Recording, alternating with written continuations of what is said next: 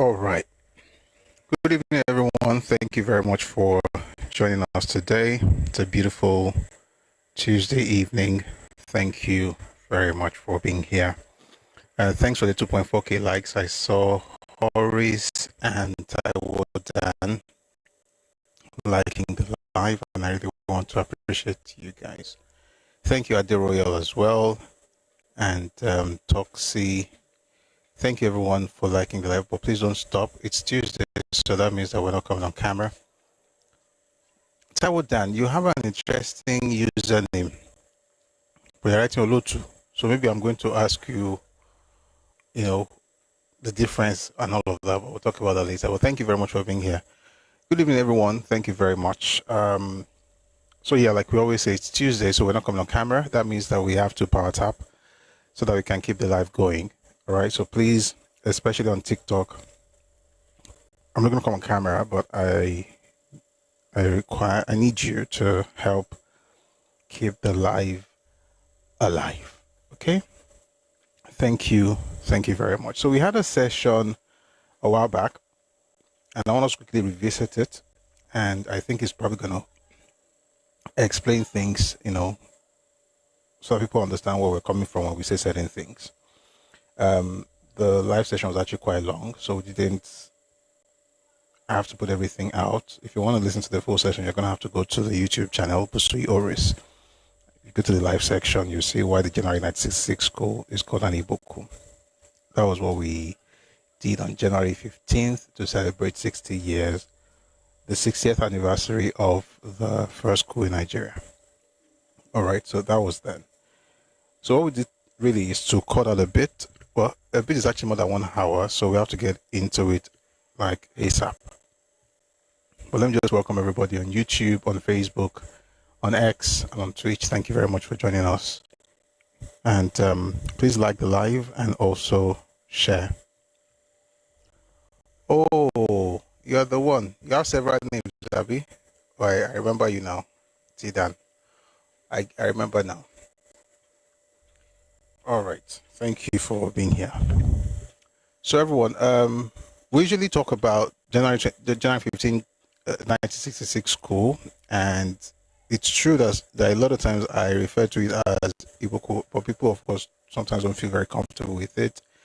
People, the wise ones will ask questions, the foolish ones will insult. But what ties both of them together is that they usually don't agree with that. What they've chosen to call a label, but it's not about labeling anything. It's just what it is. But I want us to listen to this recording that takes us back to 1936 thereabout. In other words, what happened in 1966? You shouldn't just discuss it without understanding that there's a background story. And the background story goes at least 30 years before the event. And if you study history or you study events, right, in a vacuum, what happens is that you have no context. So you are now arguing with the other person, is it Igbo Coup, is not Igbo Coup, why are you calling it Igbo Coup, are you a bigot or whatever? Because all you're talking about is what happened, rather than why it happened, how it was planned, who was involved, who were the victims, who were the beneficiaries. All those questions have to be asked in order to be able to understand what really happened on that particular day. So what we've done with this recording is to try to trace it back to 36 when Zeke returned home. Around 36 when he returned to Lagos. So he had been in Ghana. Please, if you're on TikTok, we really have to power tap. Thank you. So he had been in Ghana for a few years and he had worked as a journalist. He had some issues in Ghana. Eventually, he had to leave Ghana. And then he returned to Nigeria, to Lagos, in 1936. And that set the stage for what was going to happen 30 years later. Maybe they didn't know exactly what they were doing, but they were actually putting up structures that would enable them to actualize that vision in 1966. But they didn't even codify that vision until 1944.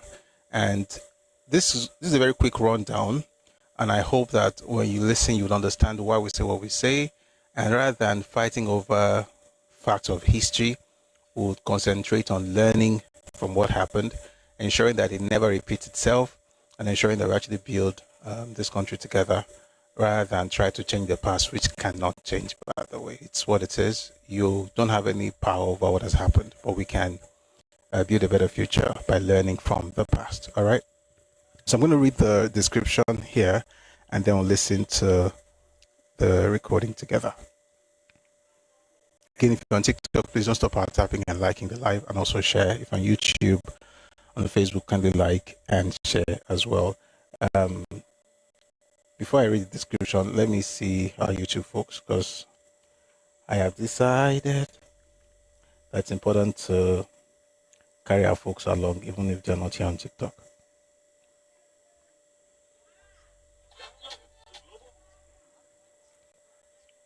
Number.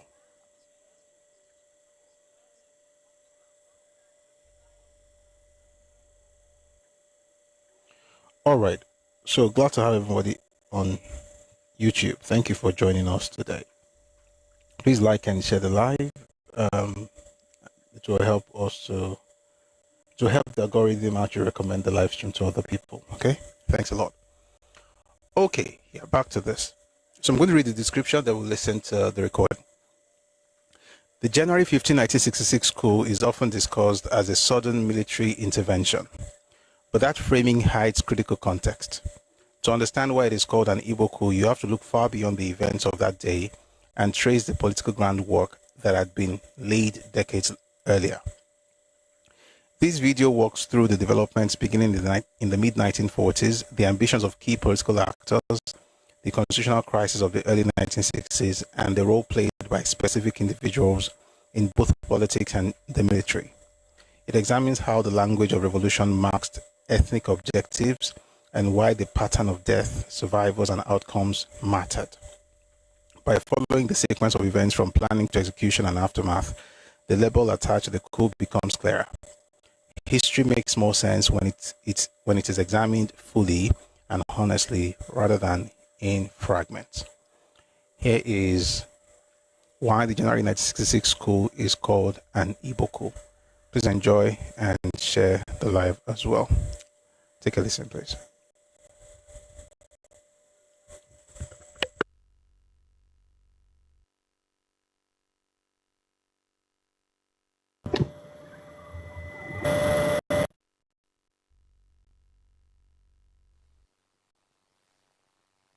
There are other, like Akon Dorothy that came up later. There was Ernest Coley, who was a German. There was Samuel Akisoya. There was H.O. Davis. There were men. There, of course, there was Obafemi Awolowo. I'm trying to remember a particular person's name now. But of course, there was Dr. Nnamdi Azikiwe. There was, Samuel Akintola. There were many, all right, back in the day. Now, we said some things yesterday, so I'm going to refer to some of those things now to give us congruence, okay? By 36, we noticed that certain things had changed in terms of the fact that cultural organizations began to, Igbo cultural organizations were being formed in different parts of Nigeria. I said earlier, the first cultural organization was the Ibibio. They started in 1928. The Igbos came along in 36. Urobo was in 1938. Different groups started coming up, right? Now, by 1944, the 44, the Igbo groups came together and formed one entity and called themselves Igbo Federal Union. So instead of having small groups all over the place, they called themselves Igbo Federal Union. But they had a goal in that same year. And their goal was to perpetually rule Nigeria. And it was documented. They wrote it down. If you're Igbo, you've not heard this before. I'll have another session I'm going to play.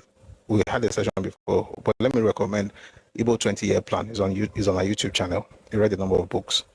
They had a plan to rule over the entire country in 20 years and to perpetually rule the country. Why am I saying this? Because if you don't understand what happened in 1944, you will not get what happened in 1966. 66 was essentially the culmination of a dream that was 22 years in the making. So when we say Igbo coup, I say, oh, why are you saying that? Why are you saying that? Nobody is anybody. It's just that what you are looking at is, they call it the tip of the iceberg. The iceberg began to be bad. But let's continue. By 45, in the moment of indiscretion, this man called Charles Onyema, who was a lawyer, by the way, he made a statement in Lagos in the Island Club and said that the domination of Nigeria by the Igbos was only a question of time. That sparked riots across Nigeria. By the way, I've said it before, if you're Igbo and you hear about the fact that people were killed in 1945, it happened primarily because of that statement by Charles Onyema. Is it justification for the action of fighting and riots in the north? No. But should you know why? Yes. Why? So that you don't repeat the nonsense. Because people are repeating stupid mistakes. But if you like, repeat. Anyway, by 45, Yoruba people also had their own union, Ẹkáàbọ in the UK. And Igbos were against it in London. It was inaugurated in Ife in 47, started in Lagos in 48. Igbos were against it in Lagos. And the primary person that was against it was Zik himself. And the craziest part was that Zik was living in Lagos. He was running his business in Lagos, Yoruba land. He was a member of the Igbo Federal Union. Scratch that. He was the president of the Igbo Federal Union while living in Yoruba land. But he worked against Ẹkáàbọ. That's the Yoruba counterpart of his own organization in Yoruba land, and called it a fascist organization that must be crushed. And he had the guts and audacity to create a parallel organization called Yoruba Federal Union with some, according to the writers in Daily Service, the waves and strays of Yoruba race. Now, you have such people like that today, and they're the ones who send me messages and say, I'm Yoruba, but there's no way you're saying that it's an Igbo coup. I told him it's an Igbo coup, deal with it. Now, you are working against these people. Why? Because there was the NCNC working with Igbo Federal Union. The whole idea was to accomplish the 1944 goal of permanent, or the way they put it, perpetual rule of the Federation, perpetual rule of this country. By 46, 47, Zik had taken over the NCNC, and with the support of other Igbos, they found a way to make it their own party. And I want to, at this point, I want to stop and read something to you. I'll be reading a lot of books today. A lot of books. But I'm doing this, I'm starting here because most times when we talk about the war, the coup, we go straight to, oh, they carry gun, they kill people. Sometimes there isn't, what you're seeing are the actions, the motivation. Of course, motivations are not usually sin. Intentions are not usually sin. But we can't judge everything. I mean, we have to judge the actions, but we also have to understand the motivation. What caused this thing? So we're able to put things in proper perspective, okay? That's what the book, you have to keep up with me. I'm reading many books at the same time. So let's just flow with me. You see, originally, the West was where things were happening because we had a boom. We had a cocoa boom, right? We're making money. So the East came up with an idea that the money that regions make should be shared based on need. We've had the conversation here before. What that means basically is this. Say you are Western Nigeria, you have made, this is a rough example, right? You have made 100 naira. Or let's say, for the sake of this conversation, let's say 100 million pounds. And I'm Eastern Nigeria, I've made, what is it, maybe 30 or 40 million pounds. But I want to build hospitals and schools. I could come to the federal government or wherever we're meeting and say, guys, I have needs. My needs, I have this need, this need, this need. And based on the needs I have, you should give me something to get that done. That's what the East was advocating when it was about cocoa. And the West, our fathers were wise. They said, let us use derivation. What was derivation? It was a very simple principle. 50% of what you made, especially if it was mineral resources, 50% of what you made will go to you. 30% will go to the federal government. I don't want to mix it all. Hey. 30% will go to federal government and 20% will go to distributable pool. Excuse me, I think I'm mixing something up.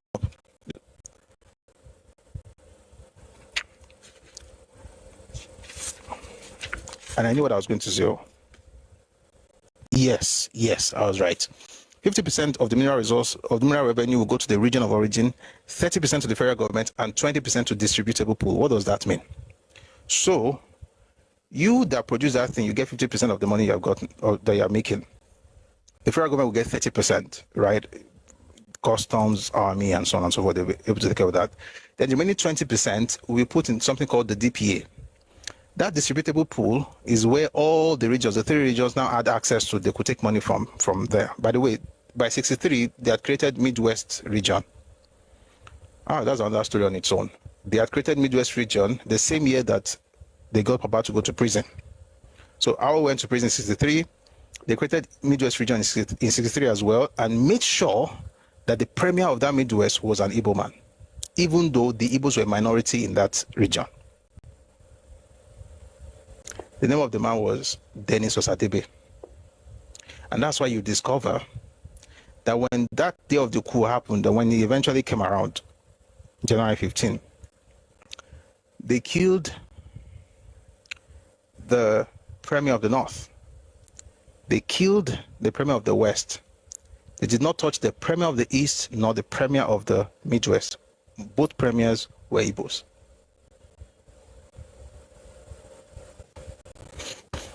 By the way, if you go back to this to read how the Midwest itself was created, the whole idea from the Benin perspective was that they will be the ones to dominate the place, because they as Edo, not just Benin now, as Edo, that's you have to put Esako and Ishan and all the groups together.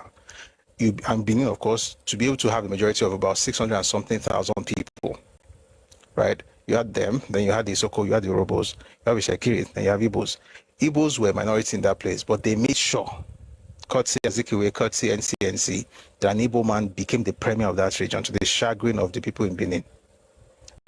The only thing they got out of it were 2 things. They got the capital, and they also got some positions in civil service, but the premier was Igbo.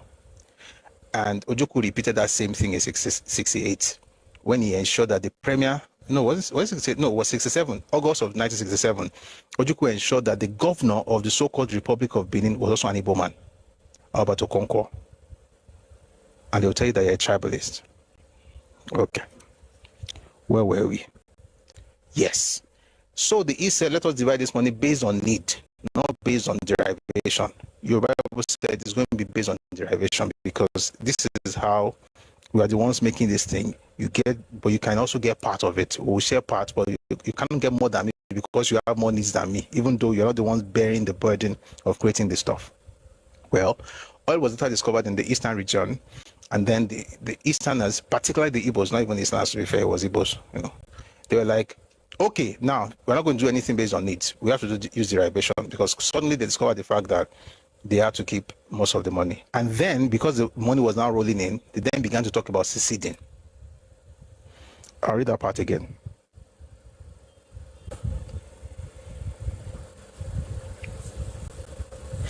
The discovery of oil in commercial quantities and the creation of the Midwest states out of the former Western region began to make the Igbo leaders in the Eastern region say things which their Northern partners felt extremely offensive and provocative.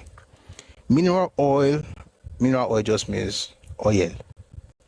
Mineral oil raised among the Igbo leaders I'll take that again.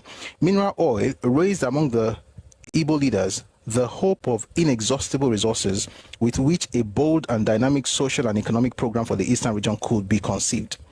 The premier of the Eastern region, Dr. Michael Okpara, began to threaten secession and began to argue that revenue be allocated according to the principle of derivation, contrary to what he was saying when they were not making oil. When they were not producing oil, you get the point. Let's go back to The Country Said by Shehu Shagari. We're still going to come back to this book, by the way. It's a very fantastic resource.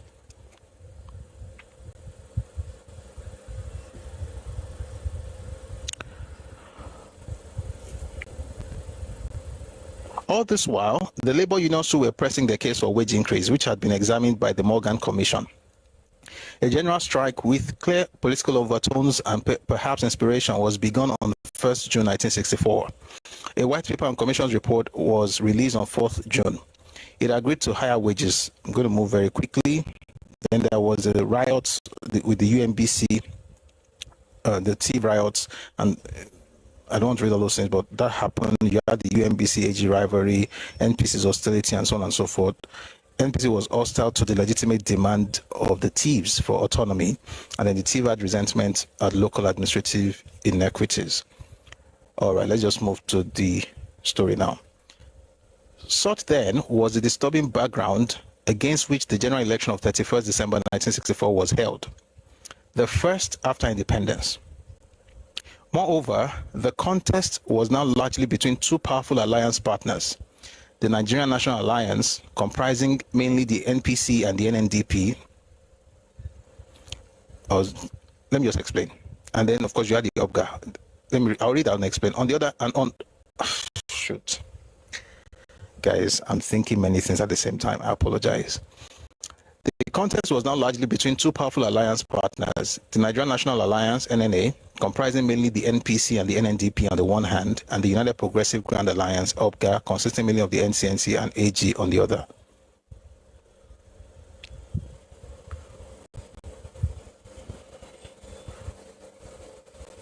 What was happening here?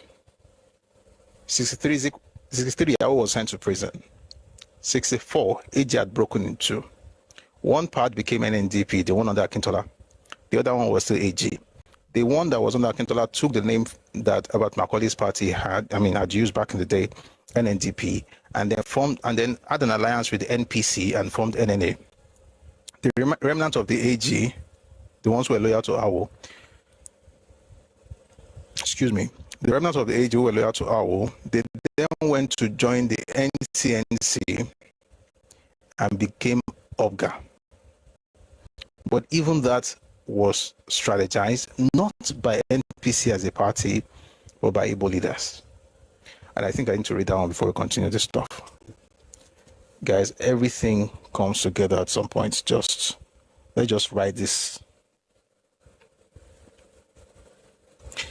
train together. I saw that book before we started. Found it.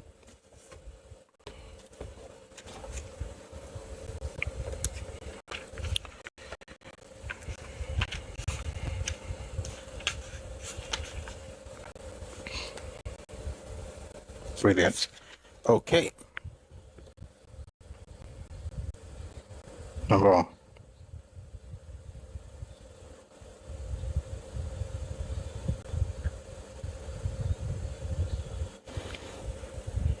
Let me first read something from just before dawn. So this is what it says. In the circumstances, both the Igbo and the Hausa Fulani leadership had to be involved in a trial of strength. The stage for embattlement was neither the north nor the east, but the west. Here, the Yoruba in the action group unleashed towards themselves intra-ethnic hostility of the worst type. That's what Yoruba people, us Yoruba people, on the platform of tribal chauvinism, the faction led by Chief S. Akintola succeeded in persuading a section of the Yoruba NCNC to see the writing on the wall, and that the Igbo were seeking to dominate the country against the interests of the Yoruba. I will say this and I will go on. Akintola was 100% correct. And by the way in which Okpara had been made to succeed to the leadership of the party, thus superseding Chief J.O. Fadaunsi, a national vice president, and the way the Igbo went on throwing their dominance in the face of the Yoruba in the federal universities and corporations, airways, railway, Nigerian Port Authority, and so on and so forth. Many loyal Yoruba NCNC began to demand an end to the Igbolization of the party. Please, go to Redomi Global on Telegram. I beg in the name of God. Go to Redomi Global on Telegram, look for white paper on political alignment in Western region. That paper was published in the midst of this thing I just read in 1964. Akintola was telling members, Yoruba people in NCNC, that guys, these people are taking over this whole thing now. They have, please, anybody here, let me just no, okay, I'm talking about it.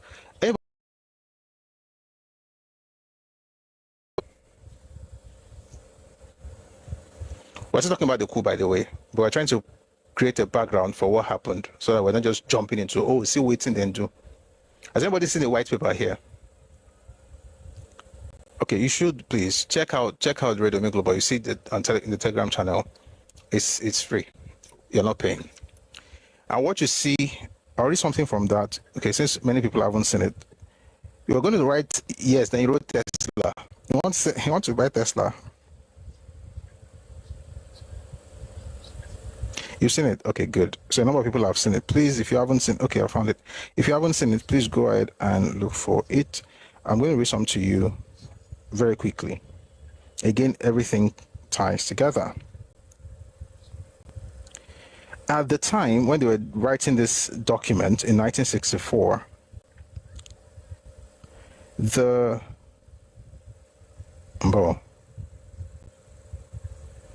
that time, there were 431 names on the staff list of the Railway Corporation. Out of the 431 names, 270 were Igbos. 161 belonged to other tribes. Okay? 57 senior appointments made by the Nigerian Railway Corporation during the tenure of office of the present chairman, Dr. Kejani. Of the 57, 27 were Igbos, 8 were from other tribes, 22 were expatriates. If you go to the Port Authority, there were 104 top posts in the Nigerian Port Authority in Yoruba land, by the way. 23 Yorubas, 73 Igbos, the remaining 8 belong to other groups. That is 70% of the total are Igbos, 22% Yoruba, and 7% others. In Yabatek, the same thing. Out of a total of 29 indigenous senior members of staff, 21 were Igbos, 8 were Yorubas. So you see this across board. And so Akintola was now using that to rally people and say, listen, these guys are going to dominate this entire country. Again, this was 1963-64. Remember the 1944 plan. So Akintola, and so the other Yoruba people in NCNC began to speak up, and that's why they published the paper I'm talking about. If you go on Telegram, you find that paper there. They began to speak up because they were like, okay, these guys have a plan to dominate this country. And it didn't matter that we Yorubas were in NCNC, or that we've even formed NCNC. NCNC, I did not insert that Igbolization, or it's written the Igbolization of the party. There was a man called Father Onsi. Father Onsi was supposed to be it was a vice president to Azikiwe. And so naturally, it was expected that he was going to become the chairman once Azikiwe moved to the national party. Of course, it won't be the leader of the party. This was going to be at the center. But guess what? They bypassed Father Onsi and ensured that the person that was appointed the leader of the party was Michael Okpara. It has to be Igbo. I'll read that part. They had to be involved in a trial of strength to see the writing on the wall that the Igbo were seeking to dominate the country against the interests of the Yoruba, and by the way in which Okpara had been made to succeed to the leadership of the party, thus superseding Chief J.O. Fadonsi, a national vice president, and the way the Igbo went on throwing their dominance in the face of the Yoruba in the federal universities and corporations, airways, railway, Nigerian Port Authority. Many loyal Yoruba NCNC began to demand an end to the Igbolization of the party.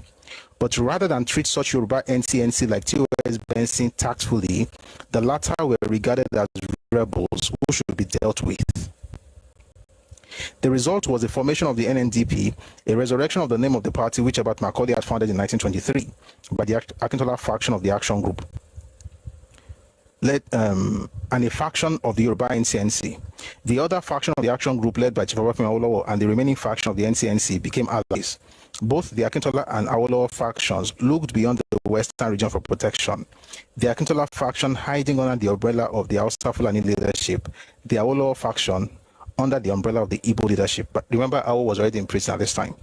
The NNDP and the NPC merged as the Nigerian National Alliance for federal purposes, while the Awolowo faction and the NCNC2 formed the United Progressive Grand Alliance for federal purposes.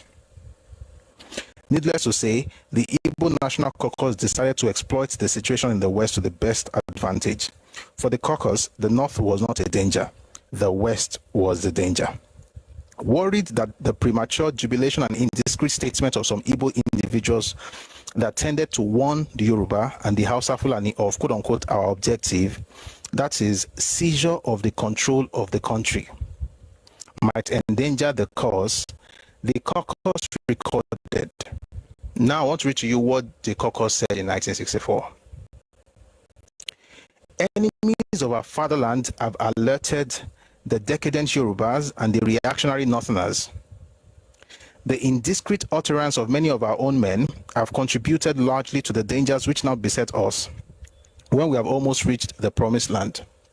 You must no doubt remember that a similar indiscreet utterance by Sidi Onyema gave us no end of opposition by the Yoruba when he publicly stated that the domination of Nigeria by the Igbo is a question of time.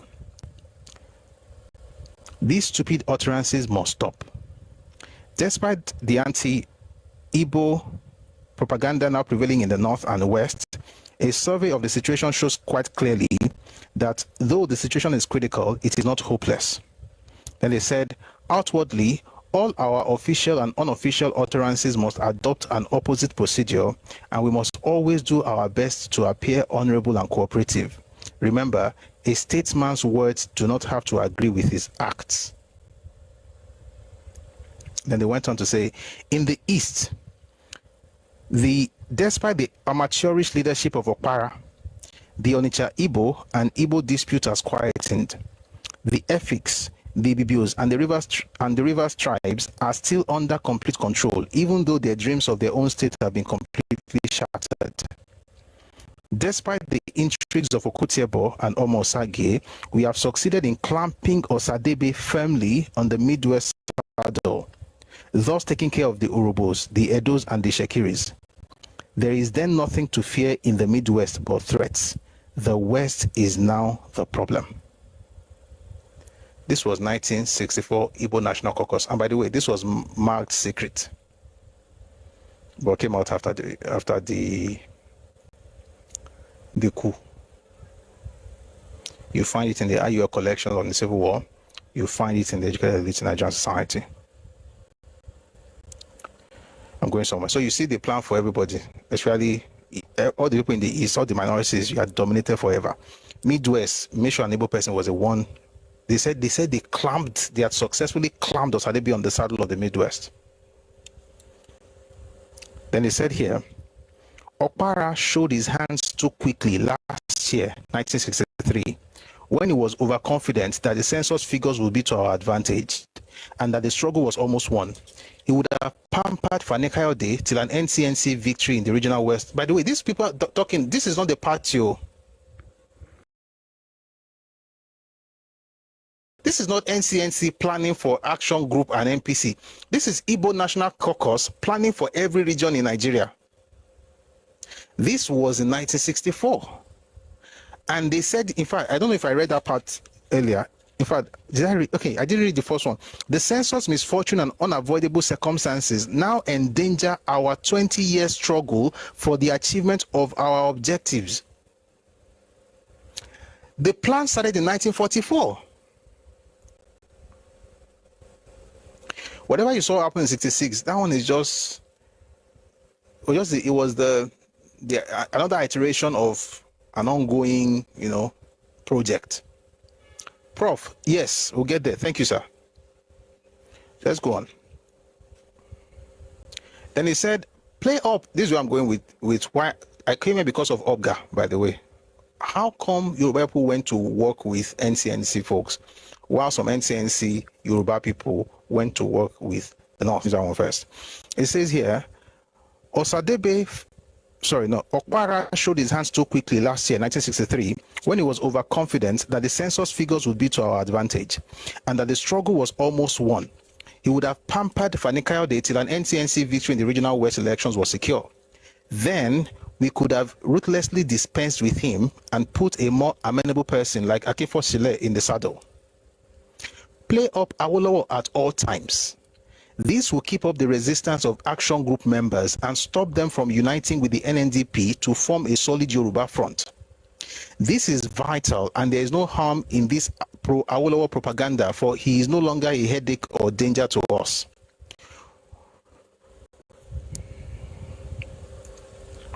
Then he says here, intensify all propaganda against Akintola. Don't hold that he is sufficiently discredited already. He is still dangerous. group alive.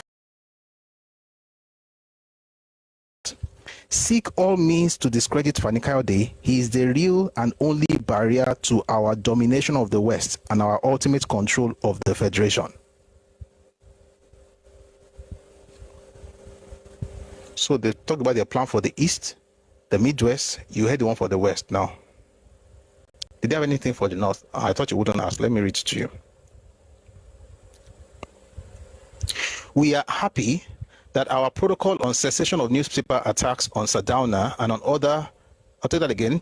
We are happy that our protocol on cessation of newspaper attacks on Sardauna and other northern leaders have stopped. Amechi and Okafor are to be complimented so far. Everything must be done to appear to appease the Sardauna and Ribadu. But Balewa, we can always deal with.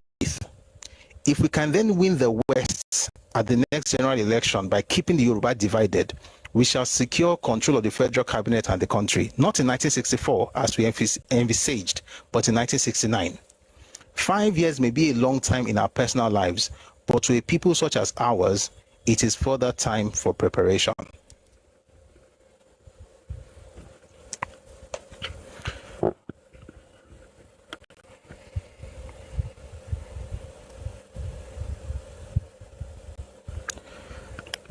I just wanted it to sink in a bit. We're trying to understand the circumstances that led to the coup. Because see, if you discuss the coup in isolation, like, they're just fighting for Nigeria. Nobody was fighting for Nigeria, apart from the revolutionary guys who were very naive and they were used and dumped. E.g., Nzogu was used and dumped. Adewale Demoiga used and dumped. So don't get carried away. So we have to take it back. Outside, so I just read Are You a Collection of the Civil War?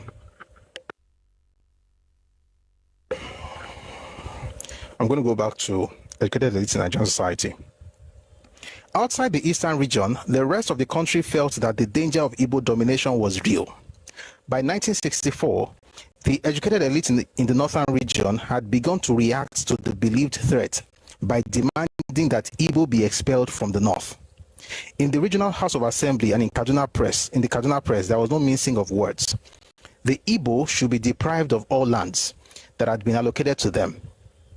By the way, this thing that is happening in Kaduna in 1964 had happened in Bakweri in Cameroon in 1948. Where they collected all the lands from the Igbos.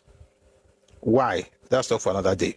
But if you go to our YouTube channel and look for what happened in southern Cameroon, you will see what happened. It is well. Where were we? On my show. It says here, in the regional House of Assembly and in the Kaduna Press, there was no mincing of words. The Igbo should be deprived of all lands that had been allocated to them. There were too many in the federal establishments in the north. They had infested the north as petty traders. Laws should be enacted to the effect that the northernization policy be extended to the petty traders. The Premier, Sir Ahmadu Bello, and obviously the most grieved by what he regarded as ingratitude of the Igbo, declared in the House of Assembly in February 1964, quote, "It is my most earnest desire that every post in the region, however small it is, to be filled by a northerner. In the Midwest, which had been created in 1963 by the NPC-NCNC coalition to further weaken the action group, the non-Igbo NCNCs began to wonder whether the party they had been sacrificing so much to support was not proving synonymous with the Igbo tribe.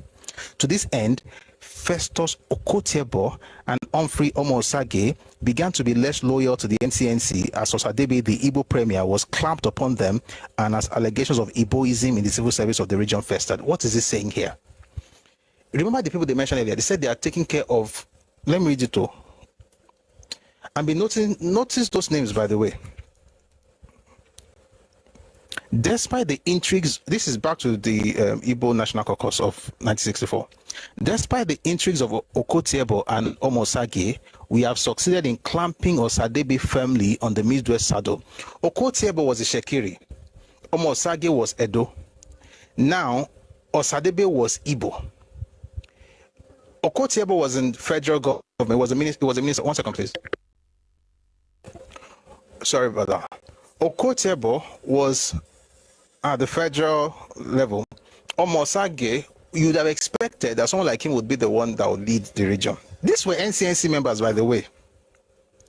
They were all in the same party. The idea really was that you would have expected, excuse me, please.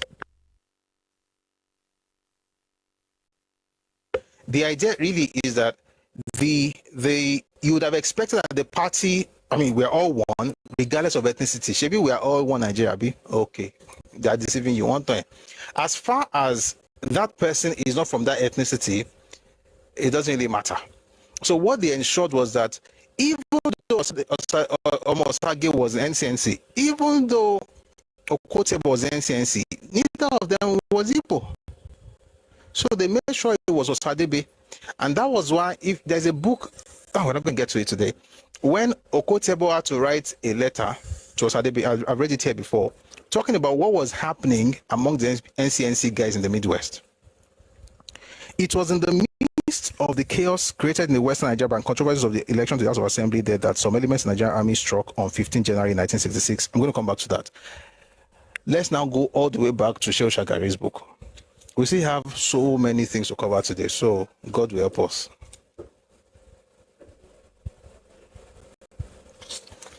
So we came here to discuss how the parties were formed and also the plans that the Igbo National Caucus had for everybody. Now, I said earlier, if the things we read about what we're going to do in the East, in the West, in the North, in the Midwest, if it was written by a political party, I don't think that there's going to be any problem with that. If you hear that APC wants to take over the North, it's a party. But when an ethnic group begins to write protocol to take over different regions and to dominate, using those words, by the way, this was not supposed to be published for everybody to read. It was internal memo. So that's why they were free to talk. The people who did this are still the same people that write books. I mean, they wrote books and still write nonsense. They say everybody is a tribalist. If you believe, your photo. Where were we? Let's go back to Beckon to Serve by Shehu Shagari.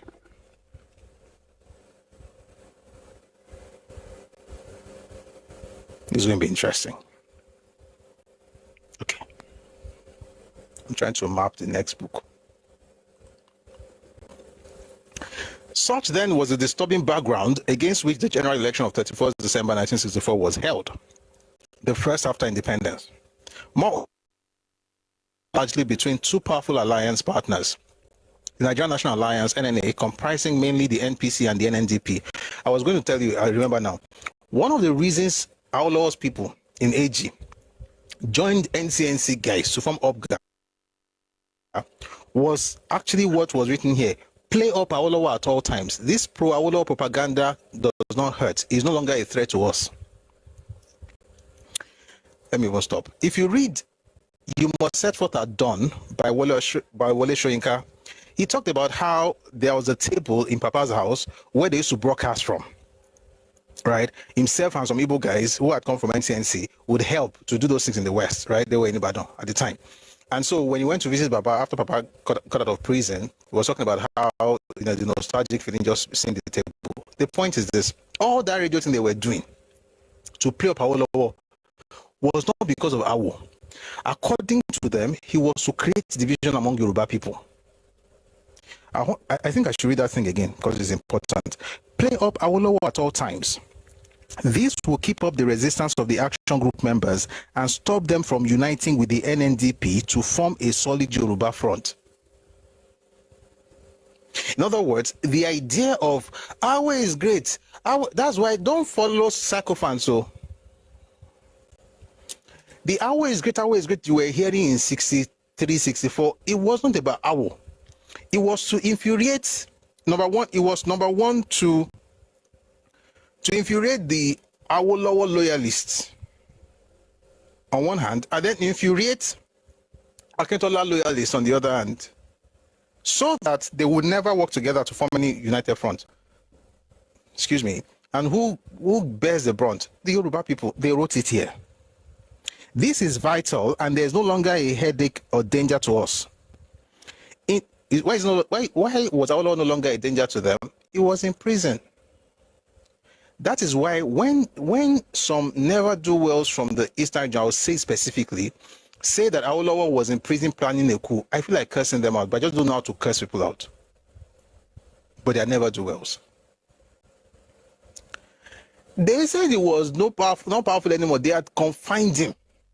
One of these days, we're going to read the book he wrote while he was in prison, My March Through Prison. It's here. We'll get to it someday. The point is, it was no longer a threat. So what happened? Intensify all propaganda against Akintola. Don't hold that he is sufficiently discredited already. He is still dangerous.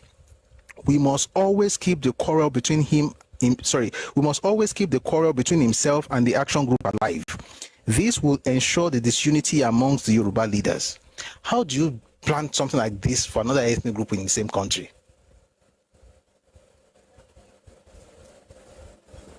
And you have the guts and audacity to call people tribalists.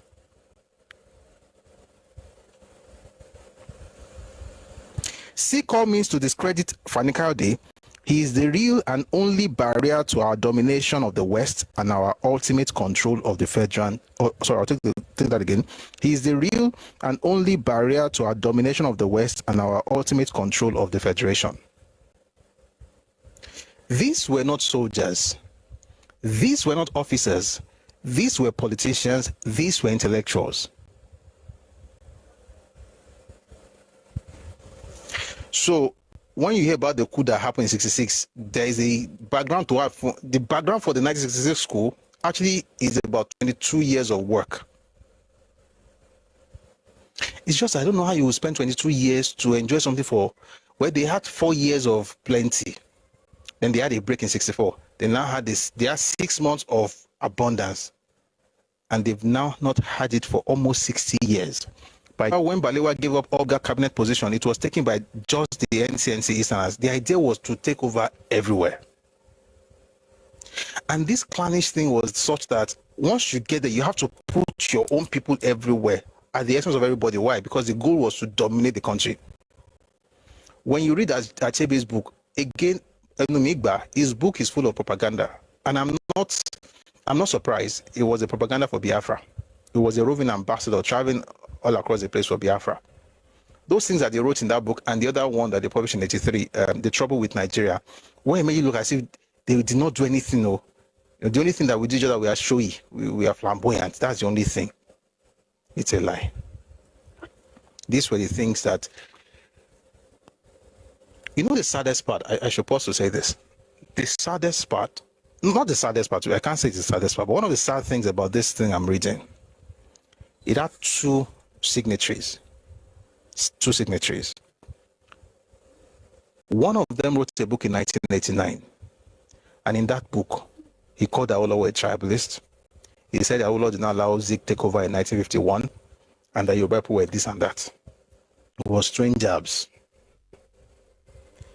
The man, in 1966, on the 16th of January, right? He was crying. He said, where is our prime minister? Where is Tafawa Balewa? He was shedding tears. But on the 15th of January in the afternoon, that man wanted to be prime minister of Nigeria. On that same 15th of January, in the middle of the night, that man ran into Azikiwe's house and they said they didn't find him. That man is the one who signed this document. His name is Ozumba Mbadiwe. The other one is Mbadiwe, who was the one who went to the Midwest to organize the assassination of Awolowo. I will talk about that some other time. The documents are available. The reason I always say don't hate people is that there are some things you will read.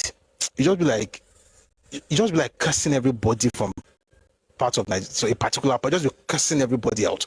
These guys were planning to assassinate Awo. It's written.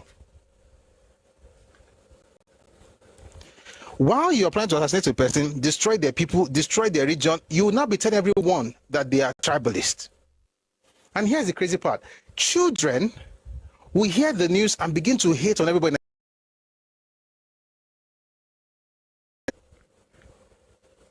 By the way, Nigeria doesn't even act based on what their parents did. That's the funny thing. Nigeria is not doing what Nigeria. I mean, we welcome everybody back. Why do you think Rivers State people said no Igbo coming back? Why do you think they said so? They suffered from this whole thing, this arrangement. They were supposed to be permanently under the foot of the Igbos. This was in 1964. But we're not done yet. Let's get back to this.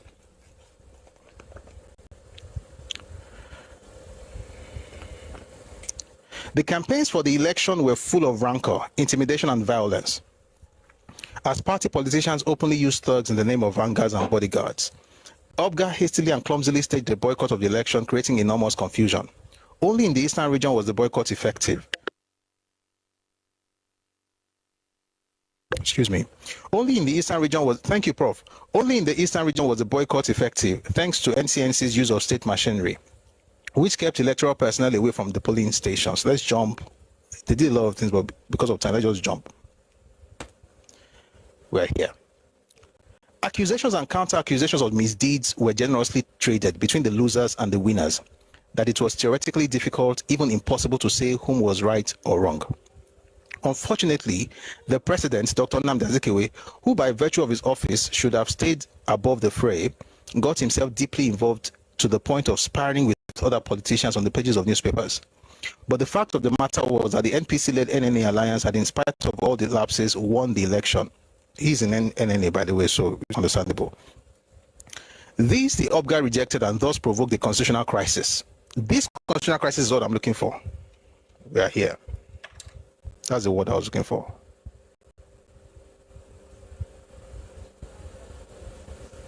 To take us in that direction. All right.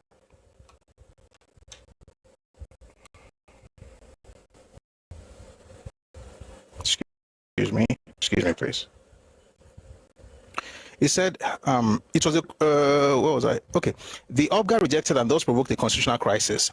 It was a crude attempt to wrest power, one born of extravagant pursuit of ethnic claims and opposition to so-called northern domination, even though the federal machinery and the national economy were virtually in southern hands. Read Igbo hands. I recall with sadness the day Dr. Azikiwe summoned Prime Minister Balewa to the State House. Please, if you have not been listening, please pay attention, please. I recall with sadness the day Dr. Azikiwe summoned Prime Minister Balewa to the State House on the latter's return from Bauchi after the election. I was the only NPC minister present in Lagos on that day, Saturday, January 1, 1965. On his return from the State House, Balewa told me that Dr. Azikiwe had decided not to invite him to form a new federal government because he believed the NPC had not won the election. Accordingly, Azikiwe demanded Balewa's formal resignation, a request Balewa declined. Have you ever heard that before in Nigeria's history? That there was a time Azikiwe told Balewa to resign. Why is this important? Just wait and see.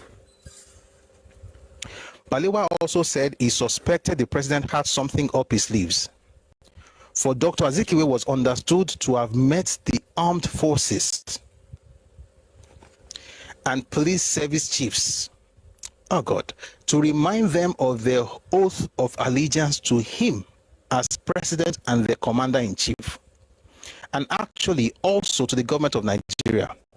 Accordingly, they were duty-bound to carry out his orders, which he warned might be issued sooner rather than later. The Prime Minister asked me to intimate Sir Ahmadu Bello in Kaduna about the situation in the usual manner. That is in the coded language which Sir Ahmadu and I use whenever we discuss sensitive matters over the telephone. What did he say? What did you notice? The president, thank you very much, Prof. The president, Dr. Azikiwe, met with the armed forces 64-65 and the police service chiefs and reminded them of their oath of allegiance to him as the president and their commander-in-chief. Is there anyone else who talked about this particular thing? 2. First, we're going to read Frederick Forsyth. I see we're reading a lot of books today. I hope you're enjoying it. Don't worry, we're all learning together. Give me a second and to find that book. We are discussing the coup of 66, but we want to create the proper background. Okay, found it. You know, when I was planning for this session, let me tell you the truth. It's only one of these books that I've read so far that I actually wrote down. The ones I wanted to read, I've never gotten to it, but we'll see. Let's read this book called Emeka by Frederick Forsyth. I'm saying that because the book was, if I had known, I would have put it up. So if you see me digging, it's because I didn't write it in my list of books, but we need the book, so we'll use it. All right. This is Emeka by Frederick Forsyth. Forsyth was a propagandist for Biafra. Let me just say it very well. He wrote it in his own memoirs that he was not an unbiased writer. He supported Ojukwu through and through. If you read the book by the Biafran story, that was what he was talking about, but we'll get to that later. But every book he wrote about this whole thing, it was biased towards the Igbos. Why am I saying that? Because I didn't write this book. So what did he say? Let's read it together. This Nigeria, In the autumn of 1964, Emeka called a meeting of the Nigerian staff officers in Lagos and put to them a question. No British officers were asked to attend. The question was this. Nigeria's president was by then an Easterner of the NTNC party. Although a non-executive president, Dr. Nnamdi Azikiwe was also holder of the title of Commander-in-Chief of the Armed Forces. But the democratically elected government was of the NPC party, headed by Alhaji Abubakar Tafawa Balewa, under whom the defense minister was Alhaji Ribadu. In the event of a political crisis, and in the event of conflicting orders from president and premier, whom should the army obey? What are we trying to do here? What's this man? Shagari. So it wouldn't. I held the book just now. Okay, I found it. Shagari made the claim that Azikiwe reached out to the military. There's a book called The Forgotten Documents of the Civil War by Odia Ofemon. He also mentioned that thing happened. He called it a rumor though. And then we saw this book. In this book, what's happening here is this. In the autumn of 64, Ojukwu is talking to officers. Let's say the president gives you a directive and then the prime minister gives you another directive. What are you going to listen to? He was testing the waters.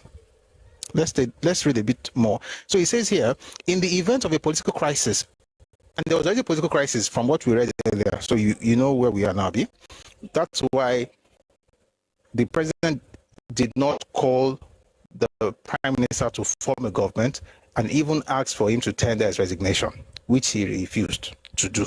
That's Tafawa Balewa. And then we now read here, Ojukwu asking the officers, in the event of a political crisis and in the event of conflicting orders from president and premier, whom should the army obey?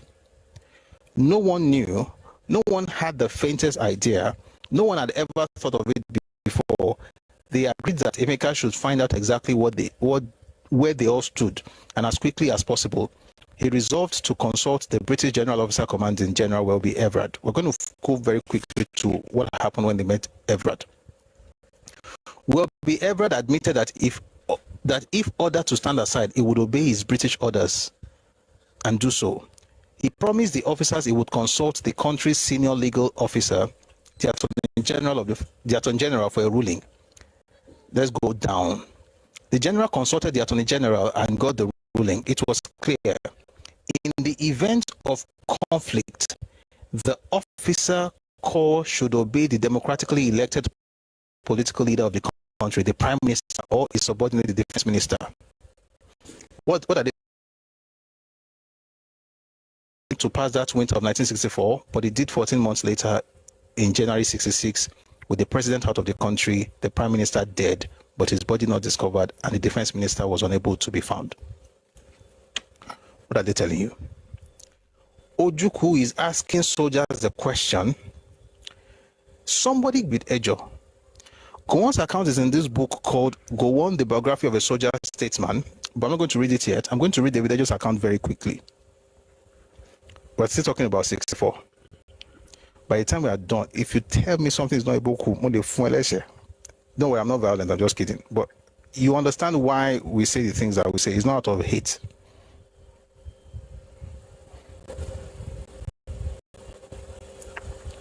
So I'm going to read you an interview that was granted by David Ejo.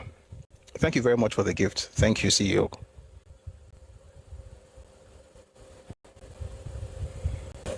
So David Ejo was one of the officers that Ojukwu was asking that question.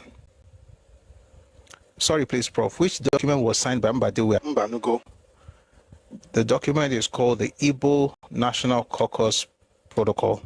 You find it in the RUL collection of the Civil War and also in The Educated Elite in Nigerian Society by E.A. Ayodele. Let's move very quickly.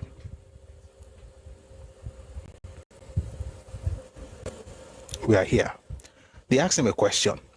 Do you share the view that Biafra was a tragic mistake in Nigeria's history? This is what David Ejo was the very first military governor of the Midwest. He said, first of all, let me tell you this. When the British were here, we were the last Nigerian officers to be commanded by the British soldiers. Then he brought a picture and showed them. The senior person to me in Nigeria was Bassi. The second was Agui Ironsi.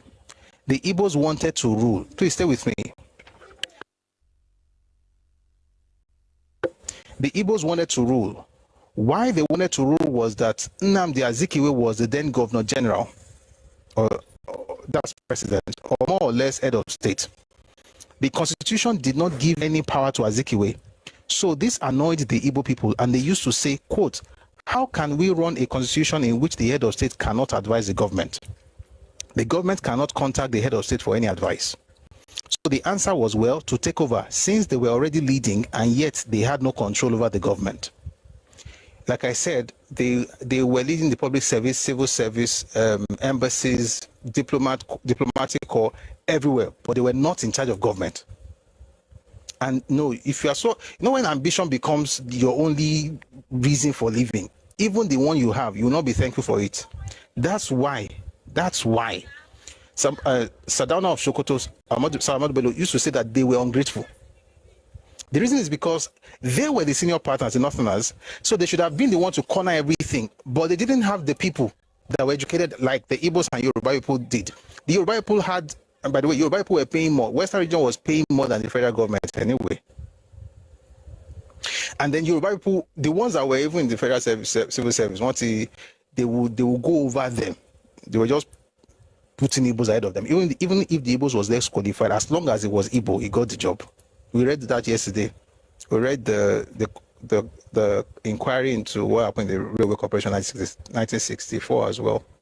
Was published in 66. It was around this time that things began to change and people began to, ask questions. Anyway, the point is this.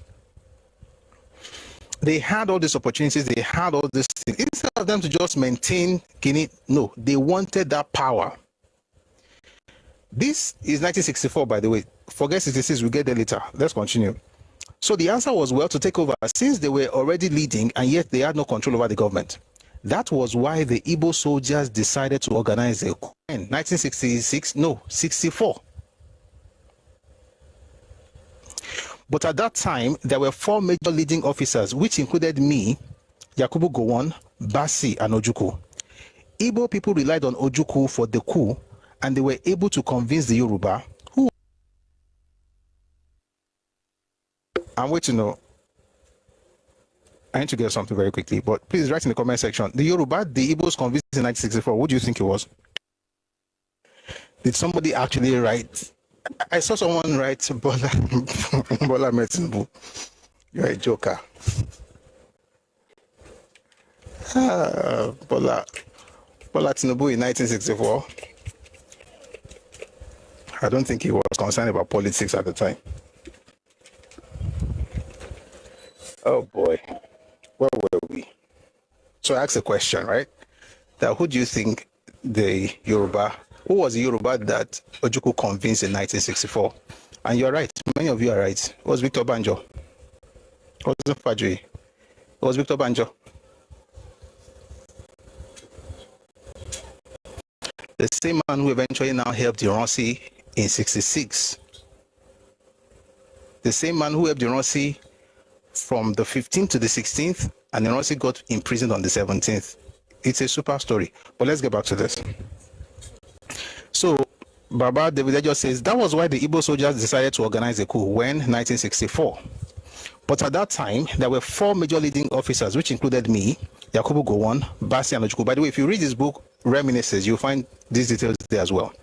Igbo people relied on Ojukwu for the coup, and they were able to convince the Yoruba. Ojukwu and Banjo now contacted me and Gowon for a coup, but we refused. Gowon and I refused, and they went on their own. But we reported to that European officer. He said Foster here, but he meant will be Everard, because Everard was the one that succeeded Foster. And Everard was the last one before Ironsi then became the GOC. So he says, I and Gowon reported to him. Excuse me.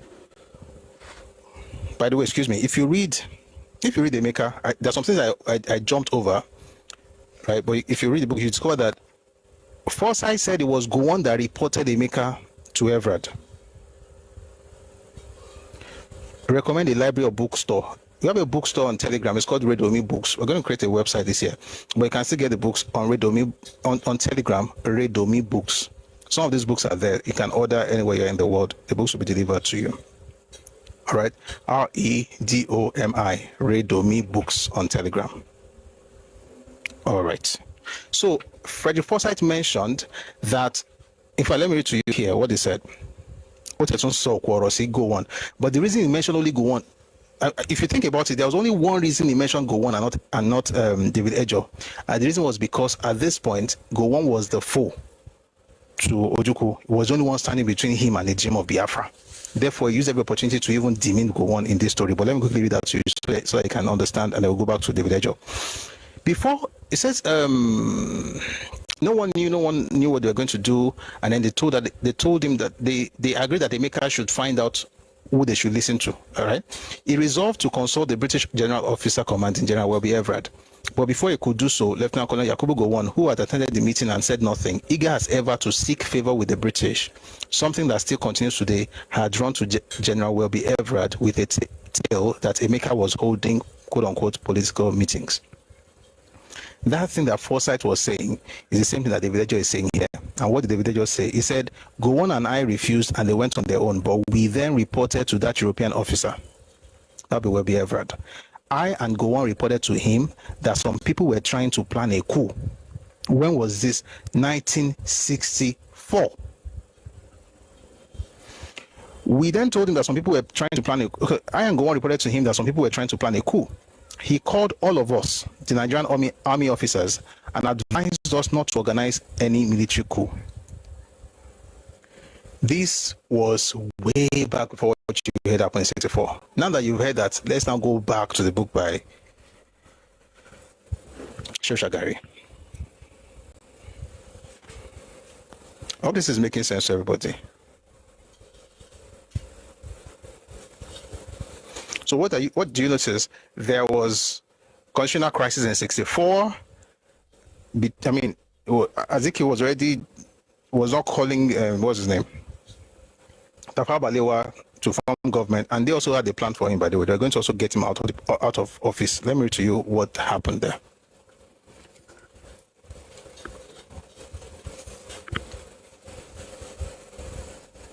Whose name did I mention earlier? Did I say Mbanugo or Mbono?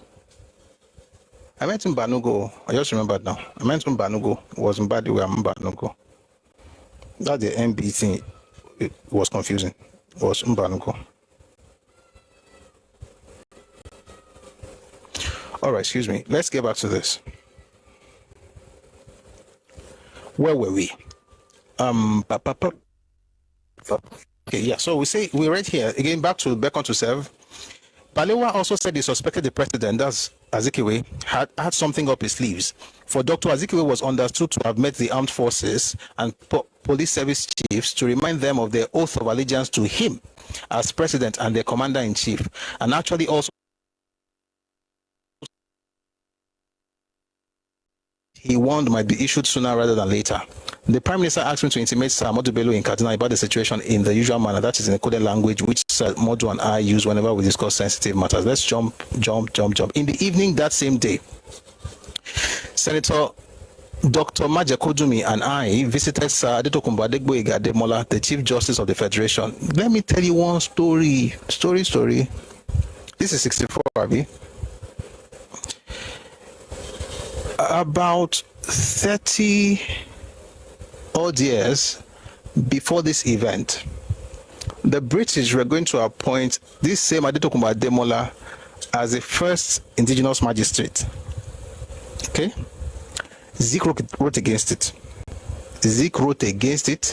Zik said, no, it doesn't work. He's the same man who is now determining what they were doing about 30 years later. In the evening that same day, Senator Dr. Maja Kodumi and I visited Sir Adetokunbo Adegboyega Ademola, the Chief Justice of the Federation, at his residence, where we also met Dr. Taslim O. Elias, the Attorney General and Minister of Justice. Both told us that there were strong indications the army might intervene very soon.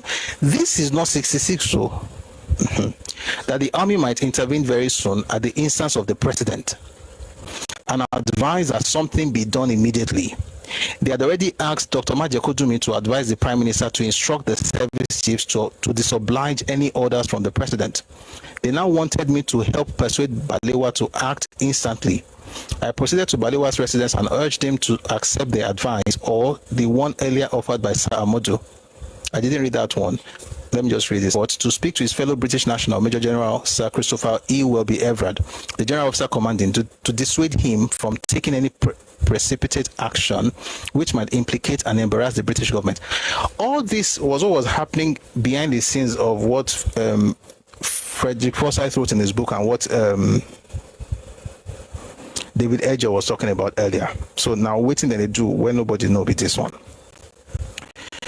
So they had this thing, and then they told Welby Everard to dissuade him from taking any precipitate action which might implicate and embarrass the British government.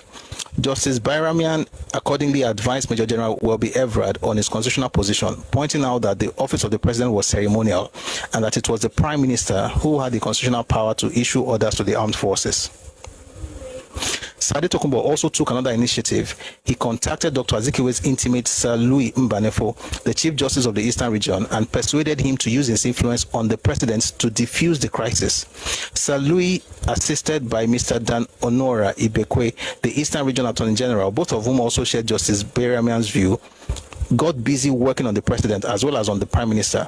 Simultaneously, Dr. Okpara, leading other OPGA figures and sympathetic trade union leaders, continually pressed Dr. Azikiwe to stand fast. Yeah, so all these people were working on the president, trying to tell him not to do what he wanted to do. He was trying to get the military involved in 1964 to 1965.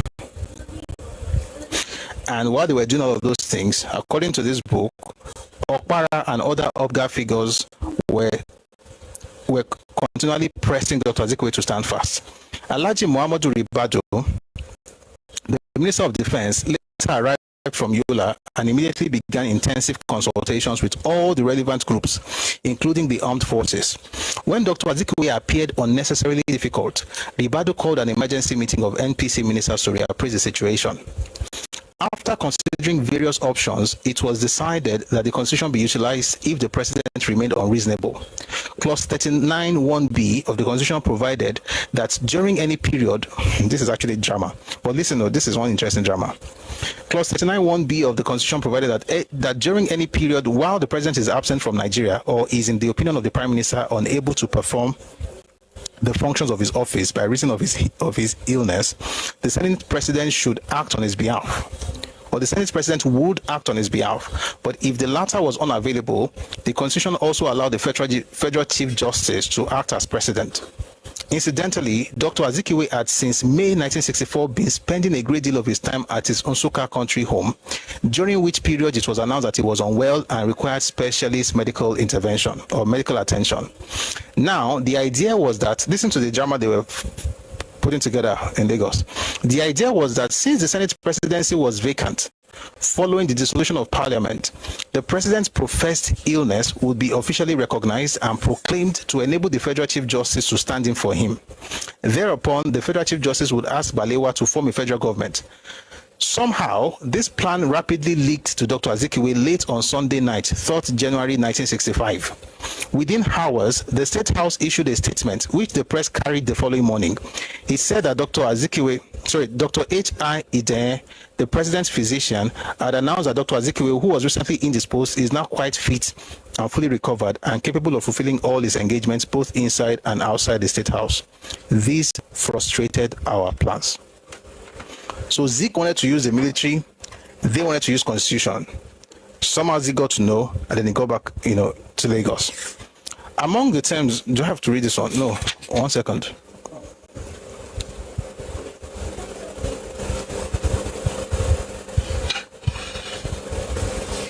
All right, I think this gives us what we need from here. We'll go to, we're gradually getting to we're in 65 now, Abi. Oh, fantastic. What have we learned so far? We have seen things happen in 1930s. We've seen what happened in 1940s, what happened in 1950s, and we are seeing what's happening as early as 1960, 63, 64. The first coup that was planned in this country was not the first coup that was executed.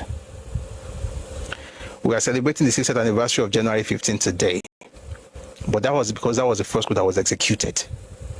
The one that was first planned was the one by Ojukwu in 1964. And Zik was in on it. And they were going to use constitution against Zik early January 65, and they quickly countered. Right? 60th anniversary of 1966 school. Yes. Is that what I said? I thought that was what I said, but thank you. So Zik quickly countered. That was in early 65. Now that you know that, what else happened in 1965?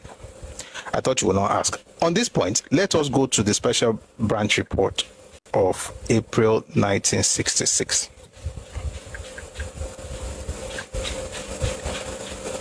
So you have an idea, at least now, we have an idea what has happened so far. That is not just like 66 school happened and what's happening? A lot of things were happening already before that date. Before we go to special branch report, please give me a second. I think I should read some to you from Ayodele's book. Give me a second. Okay, let me read this before we go to that one. This is The Educated Elites in Nigerian Society by E. Ayodele. Whilst one must wait until the authentic sources are made available in Lagos, Benin City, Ibadan, Enugu, and Kaduna, the last 4 regional capitals at that time, certain facts are clear. It would appear that the educated elite in the army had been infected with tribalism. The coup was executed by and large by the Igbo. Witnessed the killing by all northern Nigerian officers within reach, and of Yoruba officers suspected of being in sympathy with the Hausa Fulani elite of northern Nigeria. Moreover, no Igbo elite politician and disseminator of tribalism or sectionalism lost his life. The troops in Benin and Enugu under Igbo control refused to murder Dennis Osadebe and Michael Okpara respectively, but on the other hand, the federal prime minister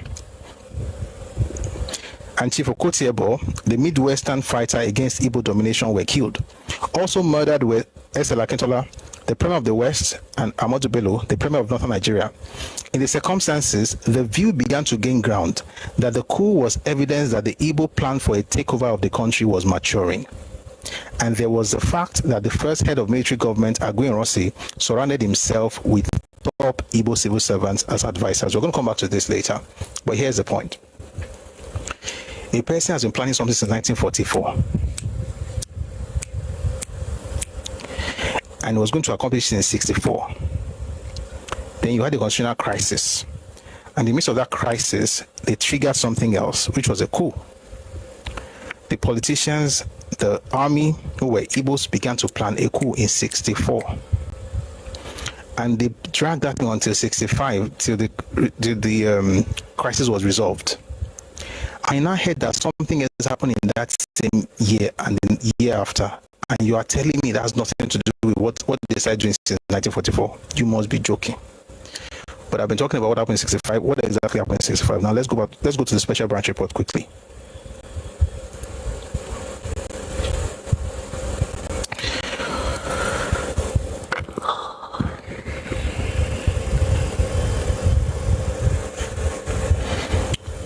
For this, if we don't finish this thing today, we're going to continue tomorrow. Okay?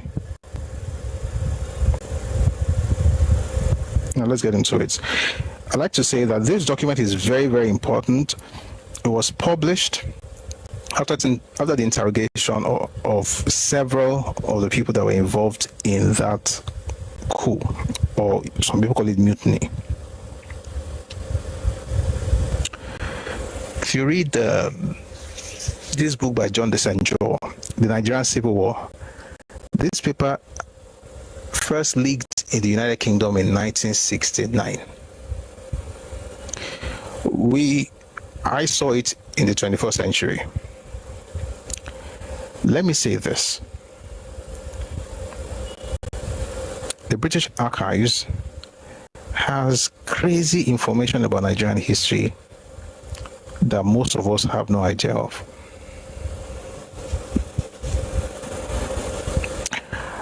I happen to have some of the things in the British Archives, and ignorance is bliss. Ignorance is bliss.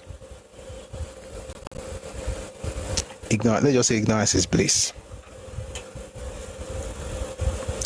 This paper we're about to read was published April of 66 after interrogating, in fact, let me read the introduction. After interrogating or interviewing soldiers and other ranks and some officers who had been arrested after the January 15, 1966 mutiny. All right, but the British got it in 69. We did not even see it until recently. Well, what's inside that paper? What's in the document? Many things, but let's start with how the thing was planned. When did they finish resolving the crisis between Nnamdi Azikiwe and Tafawa Balewa? What year? 1965. Abi? Now remember what David Ejo said, that they planned the coup in 64 because they wanted Azikiwe to be president, because he had no power. How do you know he had no power? Because he called the service chiefs, the police service chiefs and the armed forces, and told them, he said he reminded them of their oath of allegiance to him as a commander-in-chief. That's what he said, right? And then he had Ojukwu running around to talk to the military guys, like, wait, guys, let's test the waters. What if the president and the prime minister give you conflicting orders? What are you going to follow? While they were doing all of those things, you know how they will be ever talking that guys, no matter how available, you talk to the defense minister, who was Ribadu.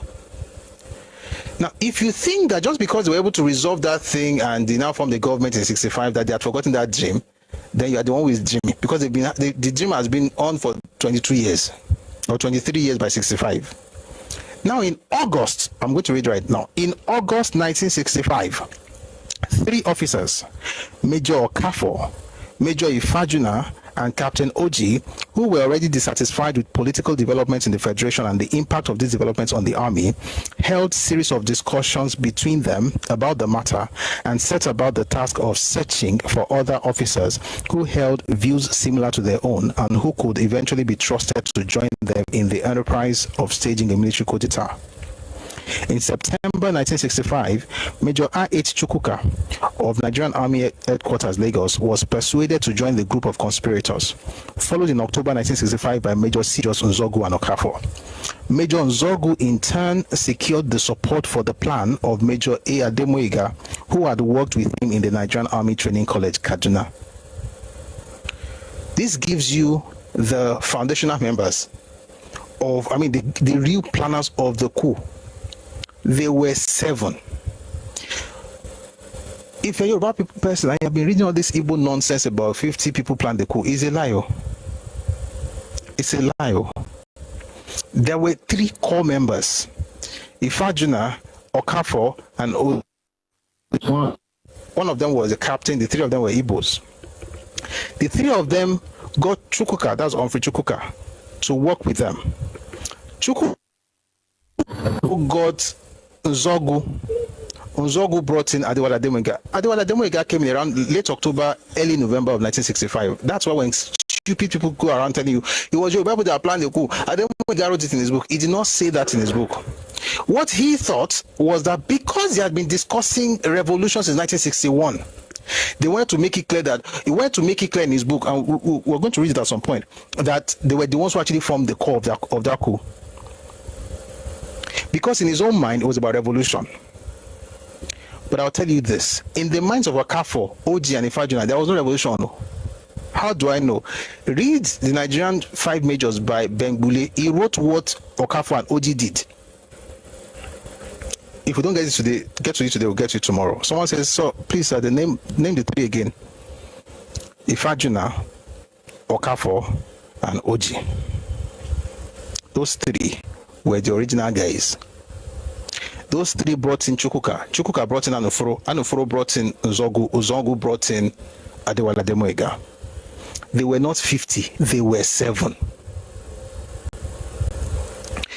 How did the others come in? People like Onwatego, people like Nwobosi, all those other people like even for, in fact, see, other people came in later, and those ones were in 2 categories. And you find the categories in the book by Adewale Ademoyiga where we struck. One category were people who they were not part of the planners, but they told them that we want to do something. We're going to let you know that day, and once we tell you, you're going to get the job done. So in that, you find people like Obieno, who was part of the planning committee. Well, not part of the original planners, but part of the planning committee. Was supposed to bring in his armored vehicles to Lagos from Abeokuta. He changed his mind and then became a hero. He was one who stopped the coup. It is a lie. We'll talk about that when we get there. People like Obieno, people like Nwobosi, people like Owatego, those ones where we will tell you when we are ready. Are you part of it? Say, okay, yes, sir. Okay, we're going to talk to you. That's one group. The other group were people that had nothing to do with what they were doing. People like Fola Adeola. Sorry, hey, I keep saying Adeola. Fola Adeola is GT Bank, not him. Fola Oyewole, the author of The Reluctant Rebel. People like Daniel Adeleke, right? These were guys who had no plans. They were not part of the coup. And who said it? You also see it in why we struck when we get to that point. But the point I'm trying to make to even start with is that the 7 people planned the coup. It was not all those names you see on social media, that you see on blogs, and the reason they put those names there is because they want to balance ethnicity. That's why when I heard an Igbo elder, and it's a shame, say that the coup was carried out by all ethnicities in Nigeria because they wanted good Nigeria, it's a lie. And the man is a liar. I'm just trying not to mention his name. You can't have gray hair and be lying like this. By the way, you're not doing me. I'm saying it in Yoruba. Oh, shame. They're not doing me. They're doing their children because they are just lied to those ones. They will never take responsibility for anything. They say it's all of us. It's not all of us. This is what the special branch report. And by the way, this document, let me tell you how you can get it. Anybody wants it, please go to Telegram, Redomi Global. Look for special branch report. You'll find this document there. This whole thing about all of us planning, all of us not planning anything. There are 3 criteria I use, and I've talked about it here before, to determine the kind of coup that was executed on January 15, 1966. 3 questions I ask. Number 1, who were the planners? The planners were 6 over 7 times 100. What's the percentage, please? Mathematics.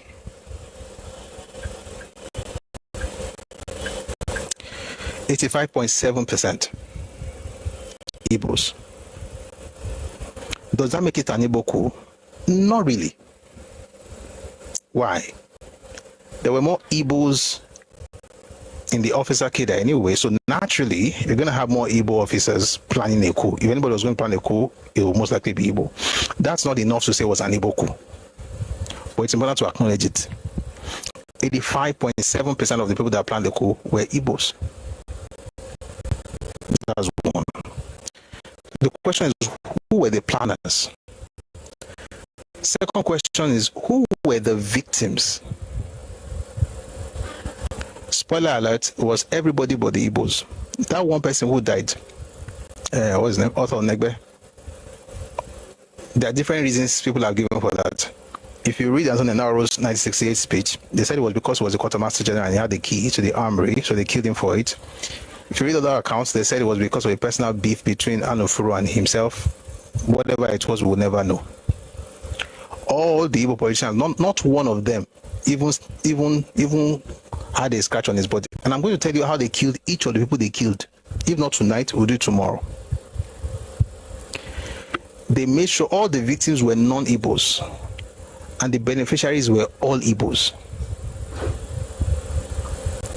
If you put that information together with everything you know that we've been talking about, that have been happening since the 1930s.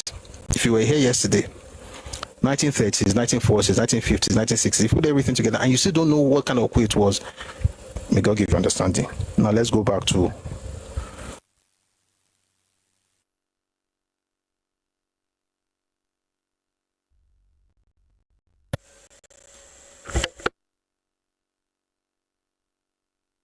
very much. You've been listening to why the January 1966 coup is called an Igbo coup.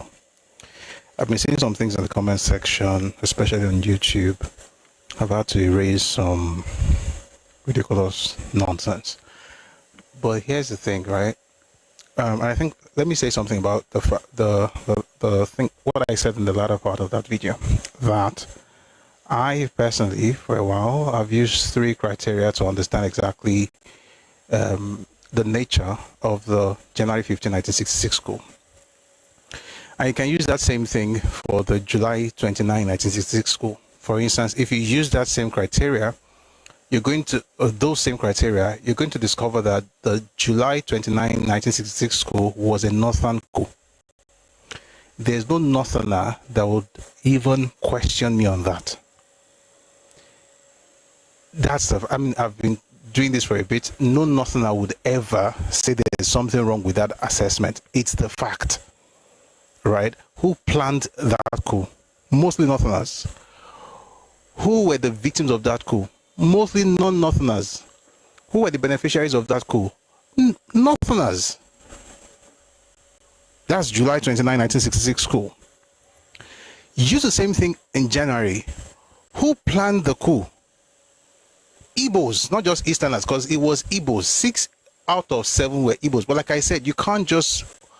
I think one of the issues we've had in Nigeria is that people use just one criterion and say, oh, Igbos planned the coup, therefore it was an Igbo coup. I don't think you can really say that.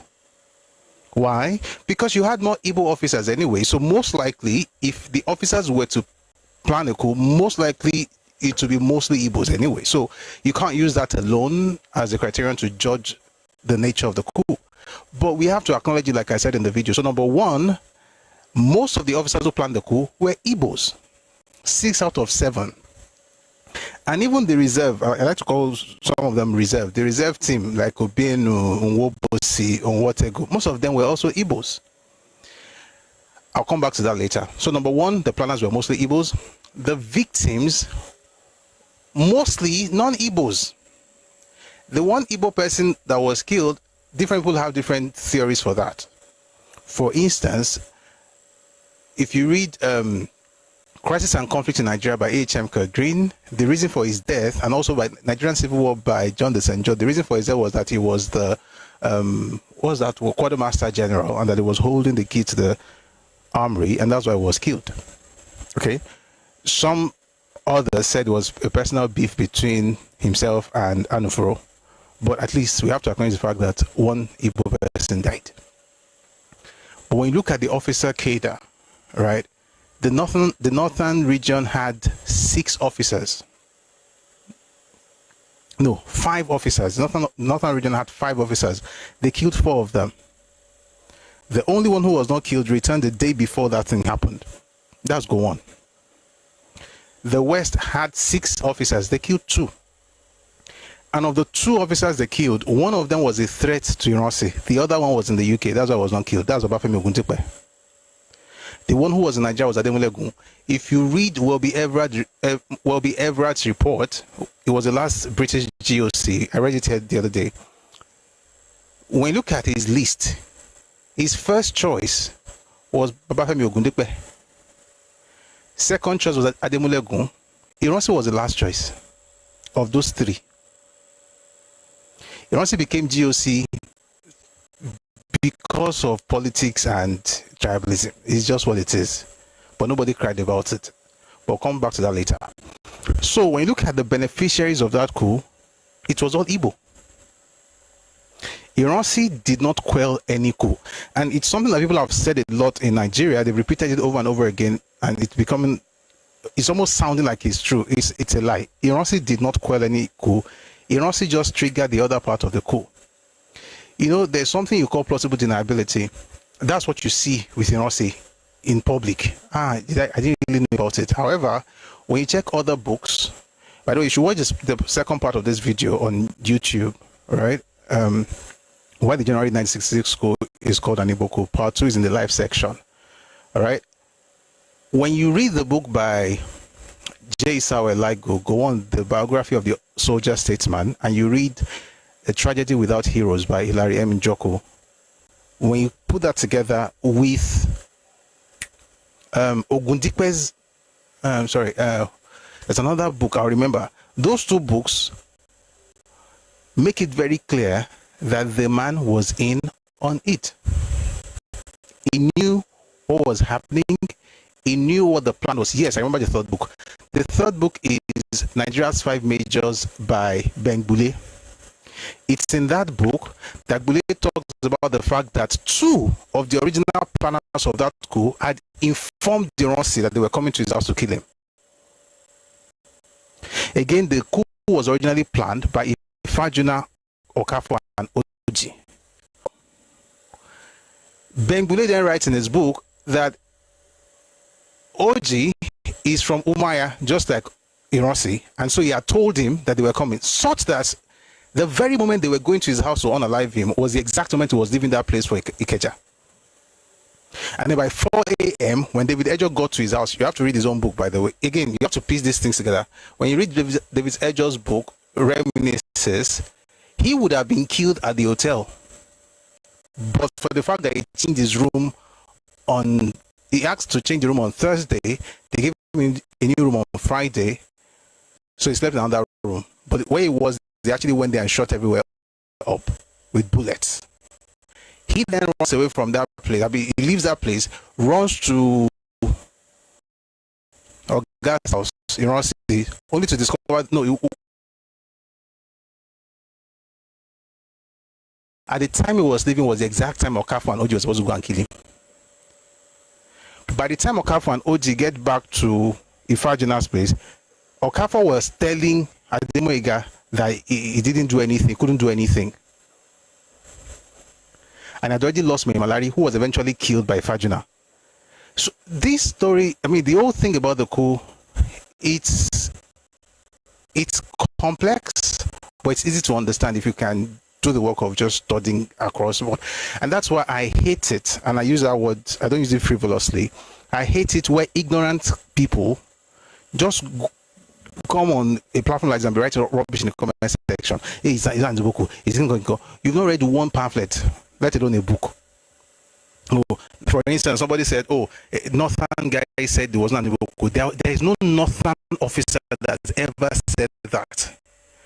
And for you to write to Danjuma in the comment section shows how ignorant you are. Who do you think planned the July 66 coup? And why do you think they planned that coup? I'm not going to answer the first question. Who do you think? Be listening to us, you know exactly who. In January. So if you are telling me Northern officers are telling that Igbos did not plan that coup, why on earth did you think they killed Igbo people in Abeokuta, Ibadan, Ikeja, and in the north? Do you guys really believe this nonsense that you guys spew on social media? Because you can't be this stupid. Sorry, I'm talking to the clown in the comment section that wrote that thing earlier. Like, it doesn't make sense. Like, one of the problems I think the East has is their inability to actually own up to their errors, which is why they are condemned to repeating it. You made a mistake. It's okay. Who doesn't make mistakes? But anybody who cannot say, guy, I messed up here, I'm going to fix it. I'm going to fix up so that doesn't happen again. If you can't do that, you're immature. And if as an ethnic group you can't do that, you're primitive. Everybody makes mistakes. Anyone that says I can never make mistakes, that person is a dumb person.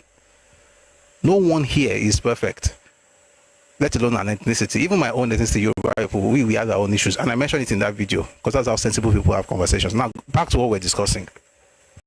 When you look at the planners, like I said, they were mostly Igbos. The victims were non-Igbos. The beneficiaries were all Igbos. And interestingly, by the time you read A Tragedy Without Heroes by Larry Njoku, they mentioned there that when Ironsi was writing, VIPs at key places and VIPs, he mentioned two names. He wrote Ifajuna and Oji. And I wonder why.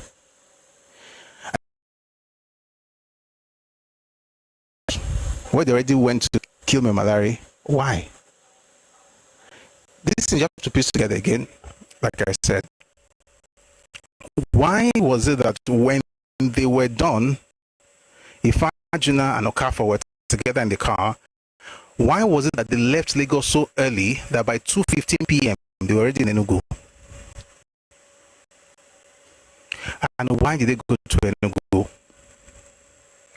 Why was it that when Adewale Ademoyiga and Christian Oforo, they left Ijebu Ode around 4:30 p.m. on Saturday, why was it that the only place they thought to go was Enugu? You find the answer in the special branch report. And one of the things they said in that report, and by the way, that report was published in April of '66, was the fact that, in fact, you know what, let me read it. At this point, I think I should read. I'll just talk while I'm opening it. I didn't think I was going to need to open anyway, but let me just say something here. The coup, just like the one that was quelled last year, there's no coup that is planned without civilian involvement. We know what happened. What I'm about to read now, I think it's better for me to read it than to say it. Good, I found it. The execution of the plan, again, this is Special Branch Report of April 1966. The execution of the plan was to take place in 3 areas only. This is what was supposed to be a national coup, a countrywide coup. When you read Adewale Ademoyiga's book, you go away with the idea or the notion that they're trying to, have this revolution and change the whole country. They wanted to change Nigeria. And so when you look at things from their perspectives, you're like, oh, okay, it's a revolutionary coup. If you read the Zogu by Olusegun Obasanjo, for instance, it also gives you an idea. But you also begin to notice something different from the way the whole thing was executed. Number one, and I'm not going to open many books tonight because it's Tuesday. Number one, when you read Why We Struck by Adewale Ademoyiga, he mentioned that a few days to when they will execute that coup, 2 days, who was supposed to be the one that will execute it in Enugu, suddenly said he was going to India. It's in his book, which is why I tell Igbo people that recommend Why We Struck. Okay, go and read that book before you recommend it too. The only reason you guys recommend that book is because, number one, you know that Adewale Ademoyiga is a Yoruba man. Number two, you know he wrote a book. That's all. You've never read the book. The book doesn't really make people look good if you've read it. But anyway, let me finish what I was saying. 2 days, suddenly discovered that they had to go to India. Then they got another person to go to Enugu. That one left on the 13th and still had excuses saying, oh, the vehicle did not work. Somehow he got to Enugu on 15th, but nothing really happened. Then the one that was supposed to go to Calabar to go and release Awolowo, who was supposed to be the reason for this coup, according to the nonsense that Eastern Regional put out in 1967. The guy that was supposed to take the chopper to go to Calabar, it was nowhere to be found. Then you read Special Branch Report of 66 and discover something interesting. The execution of the plan was to take place in 3 areas only. That is Kaduna, Ibadan, and the Lagos area. Although many of the participants believed the insurrection to be nationwide. One of those participants who believed that was Adewale Ademoyega. Action took place in Ibadan, in Lagos, in Kaduna. That was it. Nothing happened in Enugu. Nothing happened in Benin. Why? Because the 2 premiers of those places were Igbos. And you can't kill your own people, apparently. There's something from the British archives, maybe I'm going to bring it out tomorrow, maybe, where Igbos were saying they should actually have killed Okpara so that it wouldn't have looked like an Igbo coup. It's there. I'm not making anything up, but it would be better for me to actually bring out the book so you see me reading it and you don't be like, oh, maybe he's making it up. The thing is, this thing is deep, and there's not, again, it does not mean that Igbos are responsible for what happened, like as a people, but they definitely benefited from what happened. And when you go back to the document I read earlier, and saw that their leaders started planning to take over the country in 1944. There's no way on earth you're going to tell me that, oh, it just happened, it was just coincidental, like you must be joking. Let me finish this one first. Let's finish this thing. It says here, the execution of the plan was to take place in 3 areas only, that is Kaduna, Ibadan, and the Lagos area, although many of the participants believed the insurrection to be nationwide. It is a matter of established fact that no violent action took place in either Benin City or Enugu. It has been suggested that these areas were spared because the plotters found it impossible to recruit reliable co-conspirators in these regions. None of the officers has indicated under interrogation that any efforts to recruit collaborators in either Benin or Enugu were made. In other words, they did not even plan to recruit anybody in those places. Then, indeed, subsequent action of some of the leading officers indicated collaboration with the then Premier of Eastern Region. Let's chew on that for a bit. Subsequent action of some of the leading officers, e.g., Ifajuna, Okafor, Ademoyega, Anoforo, all of them went straight to where Enugu, and believe it or not, they were the guests of the Premier, who they were supposed to kill, who was supposed to have been killed before they even got there. And I was going to say something earlier, I remember now. When you look at the people that executed that coup, you have like 3 categories, right? You have the planners. By the way, the book by Bengbuli has made it very popular. When people say 5 majors planned the coup. Actually, it wasn't 5 majors that planned the coup. The 5 majors is writing about are the ones, or were the ones in Lagos. So you had, I should just quickly go through the list again. Ifajuna, Okafor, Oji, Chukwuka, Anufuru, Nzogu, and Ademoyega. Of those 7, Oji was a captain. All right, so you have 6 majors left. Of those 6, Nzogu was in the north. So you have 5 left in the west, in Lagos. That's why you hear 5 majors. It's not like 5 majors planned, there were 7 people. So that's the first category. In fact, you have to even break that one into 2. The original 3 and then the 7. So you have Ifajuna, Oji, and Okafor, those 3. Those were the ones that actually worked with the Igbo intellectual, Igbo, what do you call them? Igbo politicians and intellectuals to plan that coup. By the way, they planned it together. Politicians, may God forgive the Southeast. You cannot be so wicked, mess people's lives up, and refuse to, celebrate it, tell the world that you did it, and then as soon as you start seeing repercussions, you begin to refuse to take responsibility, and you've done that for about 6 years. You cannot make progress if you live like that. Not because you made a mistake, but because you would rather die on the hill of denial than to take responsibility as a people. Anyway, I'm going to finish what I was saying. So I said 3 categories. The first one, you have to divide that one into 2. So let's just say 4 categories to be clear. 4 categories. The first 3 guys, Ifajuna, Oji, and Okafor. The next group will be all of the planners. So those three plus Chukwuka, Anuforo, Zogo, and Ademoiga, making 7. Then you have another list of people. Those ones were not part of the original planners, but they knew what's up. And they were contacted days before January 16th. Sorry, January 15th. So people like Bengbule, people like Onwobosi, people like Obieno, people like Onwotegu, they already spoke to those ones. We're going to do this, so they were in on that, on it. They knew what's up. Okay? Then you now have, so that's 3 groups. The last group are folks who did not know what's up. They were called on that particular day. Whenever you see online that people just put the list out, you see a lot of names and say, oh, the Yoruba people there, the Akinikon there, we are all there together, is a lie. Majority of the names you find on the list actually belong in the 4th category. These were people that were recruited on that night, not even day, night. And how do I know? Read Why We Struck by Adewale Ademoiga. He said when they gathered, right, around 11 p.m., that's what, you know what, since I've mentioned it, Shemari, you know what, give me a second, let me bring that book. I think it would be better for me to read it. 1 second, please.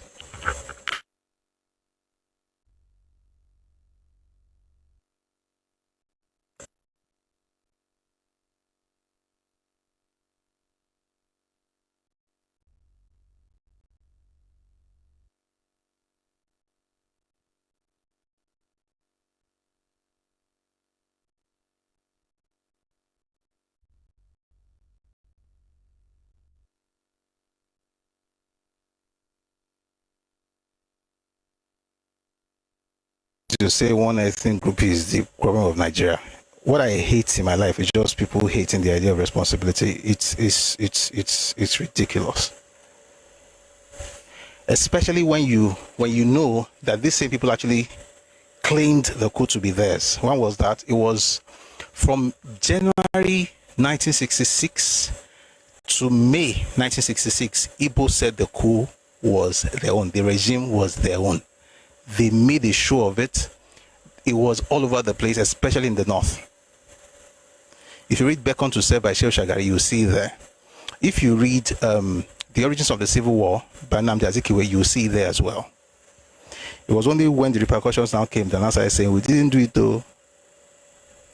Again, that's actually a sign of, you know, primitiveness. But okay, so I have the book here.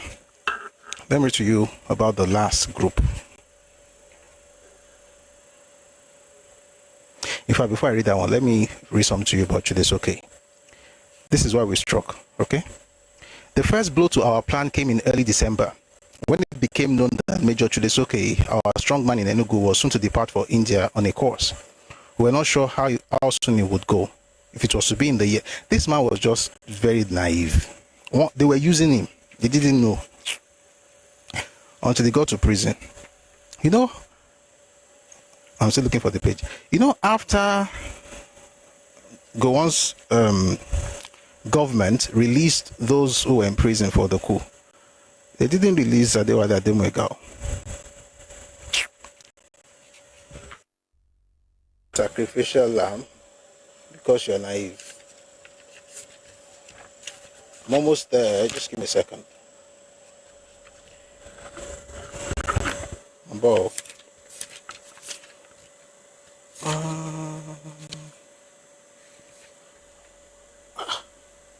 Where's the page now?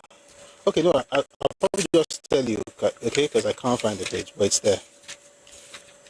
That 4th category I was talking about, that's where you have people like Olafimion, people like Foloyewole, people like Daniel Adeleke, people like Gibeon Ayafulu.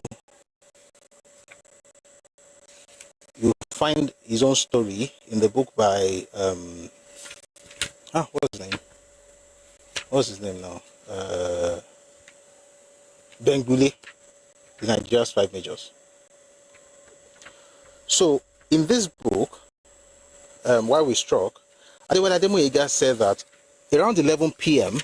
on the 14th of January, which was Friday, just a couple of hours before H hour, they called different people to meet in Ifajuna's house. Okay? And he said that of all the people that were there, it was only himself and the people that planned the coup that actually knew about what was going to happen. That all of them that had come in had no idea what they were getting involved with. That's why when you read, I mentioned the book earlier, the Nigeria's Five Majors by Bengule, he mentioned that Ayafulu was taken by Adewale Ademoyiga, right, to the telecommunications building, and he was able to disable everything that he was asked to disable so that nobody would be able to call out. And after he had nothing, around dawn, he went back home. It was after he got back home that he was now arrested, that he now discovered that he was part of the coup. So he belonged to that fourth category of people who didn't know that they were actually getting themselves in wala. Okay, unlike what you. So when you see what I'm saying all of this really is that when you look at the list and you see all those names, doesn't really make any sense. It's just people who are trying to be smart by half. That's quite interesting. I read this book the other day. I just can't find the page again, but you find it in the book if you are so interested. Okay, what I just said right now. I'm going to respond to some of the things in the comment section, but if you're on YouTube, please subscribe to the channel. And I think we've discussed this before, so if you watch any of our videos, when we discuss the whole thing, you'll find it there. Okay? Let me answer questions while I look for that page. I must find that page. Okay? Someone says, another analogy, if it was true that the Igbos dominated the officers' rank pre-independence, so why was the casualties more on other tribe in the first coup? The question is for the thinkers anyway. Thank you very much. And it's a very, very good question. They dominated the officer cadre, but when it was time to kill people, they made sure they protected their own. Oh, I found what I was looking for. That took a while.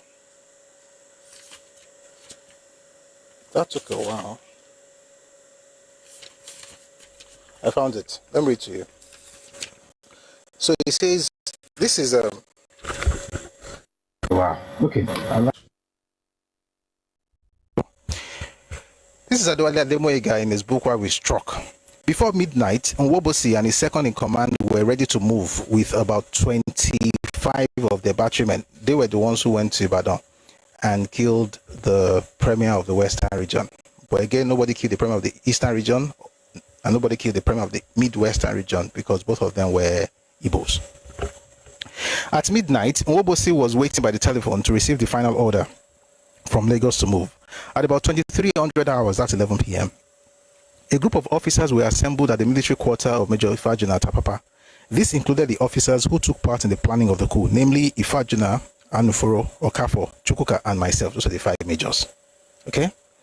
With us were a number of young officers, captains and subalterns who had only just been summoned from the officers' mess for the operations. Not more than two of them had previous knowledge of the operation.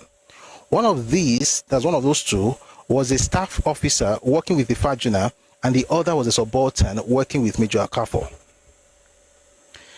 When you read Nigeria's Five Majors, you discover that this person who worked with Okafo was actually OG. And then the one who was with Ifajuna is another person who was there when Ifajuna killed Mimalari. So what do you know of names that, oh, see, all these Yoruba people were there, all this, nothing, is a lie. They were the people that Adewale Ademoyiga is referring to in his book, Why We Struck, when he said here, they had only just been summoned from the officers' mess for the operations. Not more than two of them had previous knowledge. And this is also corroborated by Folo Yewole in his book, The Reluctant Rebel, where he said at 11:40 p.m., he was in his house when they came to pick him up to join the whole thing. And that by the time he got to Ifajuna's place, he had already finished the meeting. See, I think people should just acknowledge what happened.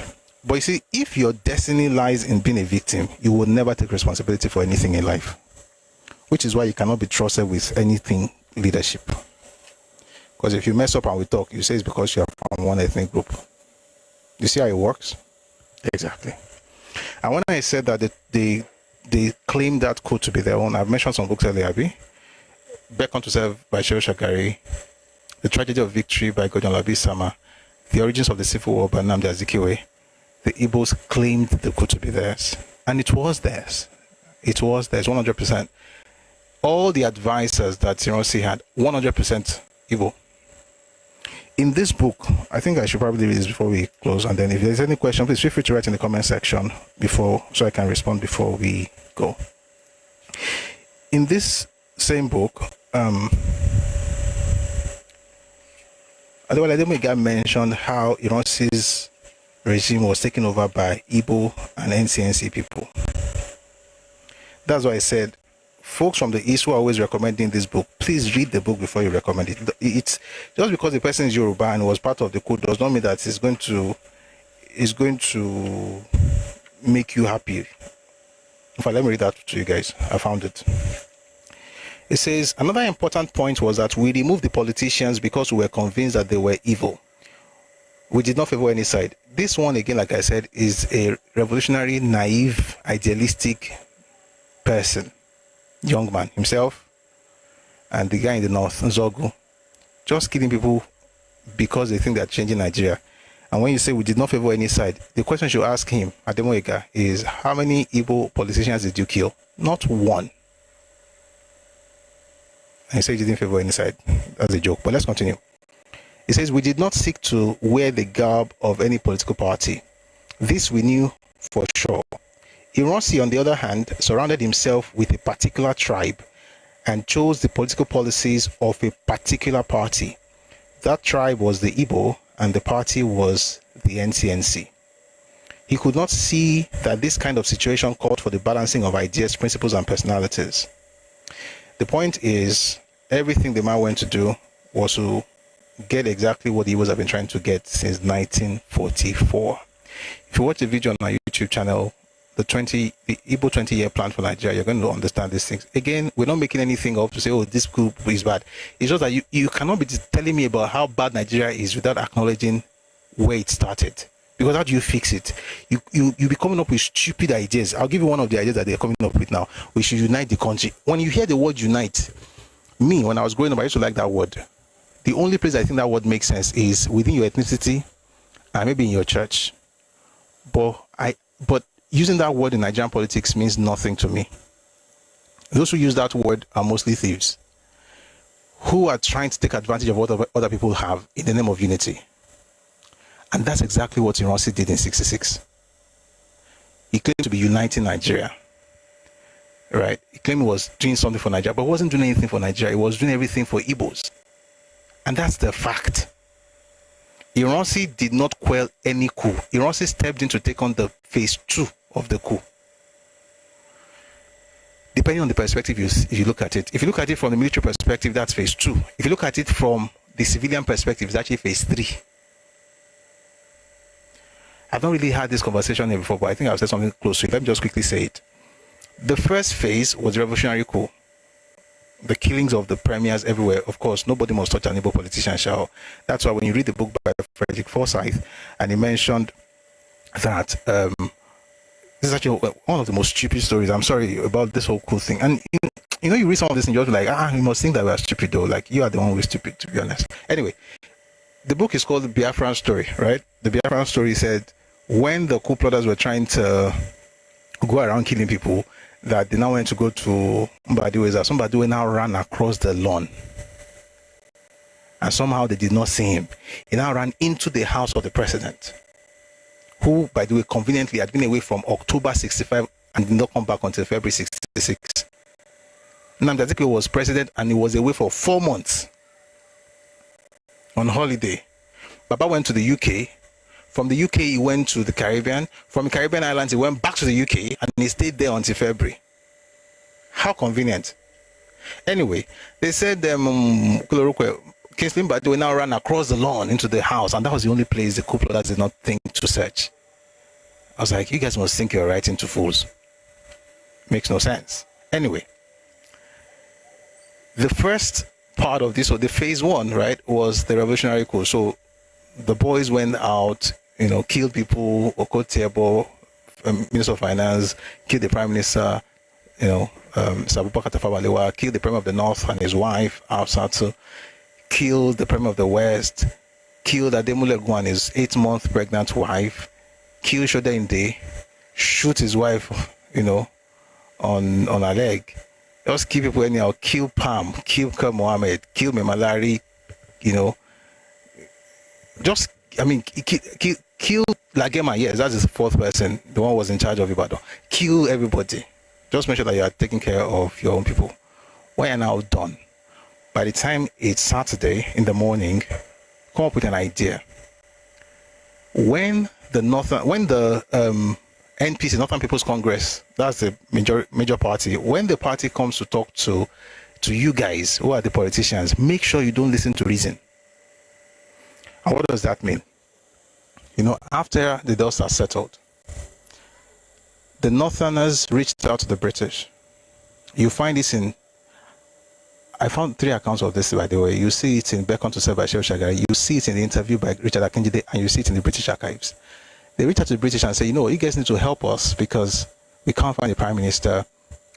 It looks like there's been a coup. We really need your guys to support our guys, our military boys. And so the British responded and said, we're going to help you, but we're going to need you to write a letter signed by the Prime Minister or someone acting in that capacity. So they looked around and said, okay, who is the most senior cabinet member?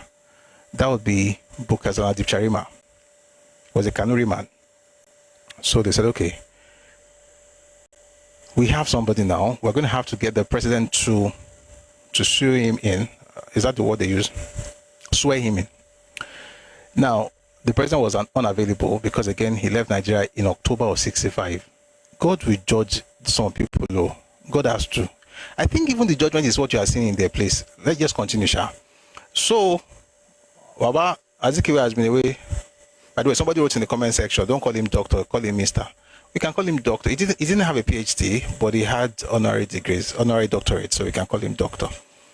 So Dr. Azikiwe was abroad and was left with another doctor who also had corruption case on his neck. Just about every major person every major Igbo politician at the time actually had corruption cases, but they didn't touch any of them. Azikiwe himself had stolen £877,000 in 1955. Nwafor had stolen £32,000 in the 1950s, sent to prison, but Azikiwe made sure that it was pardoned. Ikejani had stolen stuff and destroyed the entire railway corporation. By the way, they had corruption cases. All these people, nobody touched them. That's when I hear this thing about, they had that kunura to kill people that were corrupt. I was like, is it because Zogo said that in his speech? How about all the people who were corrupt? Nobody touched them. They were, somebody from your side is super saint. Every other person is corrupt. That's a joke. Anyway, where was I?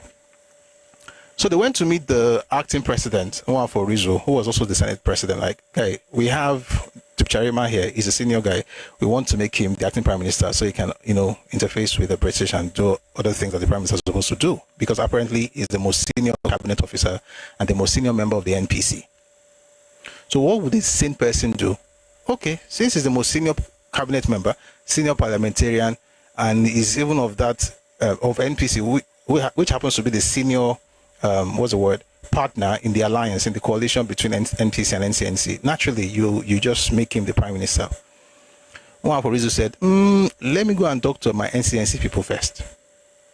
So he went to have the meeting at Mbadiwe's house. Eventually, they had this meeting where the NPC guys came around, including Shehu Shagari. And guess what the Igbo guy said? They wanted Mbadiwe to be the prime minister of Nigeria. Now, on the 14th, on Friday, 14th of January, this same Mbadiwe, who, by the way, was a special advisor to the prime minister, had a meeting with the prime minister when Shehu Shagari went to the prime minister to tell him of the plan that a covert operative, a security agent, had come around, a spy of some sort, had come around to tell him that there was going to be a coup and that he had to go something. The point is, the man was there. This man was one that was crying like a baby on the 16th, saying, where is the prime minister? He wanted to be prime minister on the 15th, by the way. So Nigeria would have had an Igbo president, Nnamdi Azikiwe, an Igbo Senate President, Nwafor Rizu, an Igbo GOC, Aguiyi, and an Igbo Prime Minister, Kingsley Badiwe, which explains what David Ejo was saying in his book Reminiscences, when he said that they had all these offices and they even had the president, but they didn't have power. They wanted that power, so they lost everything for power. His ambition. When your ambition has no inhibitions, you just do whatever you want to do. Now, waiting the cause be that. Anyway, they now said they wanted to have an Igbo prime minister, and folks in NPC said no. They were the senior partners. They're not going to have an Igbo prime minister. And then Nwafor Rizu rejected the idea of Bukardi Charima becoming the prime minister. That's phase 2. By 16th of January, in fact, by 15th of January, phase 3 started. They were in the house. When Ironsi came in, by the way, when you read, I'm saying by the way, because these things are linked, okay? When you read Sarah Chadakinjide's interview, he said they will be having meetings and Ironsi will come and sit down there. And we're like, what was he doing? He said he's keeping them safe. Like, we don't need you here. Ironsi will be there hanging around with his boys. Eventually, he was in Nwafor Rizu's house with his boys who were armed, staring at the politicians. He then goes into the room with Nwafor Rizu, and they were in there for 40 minutes. He exits, talks to these guys. Oh, we're going to see later. Talks to Deep Charima and then leaves.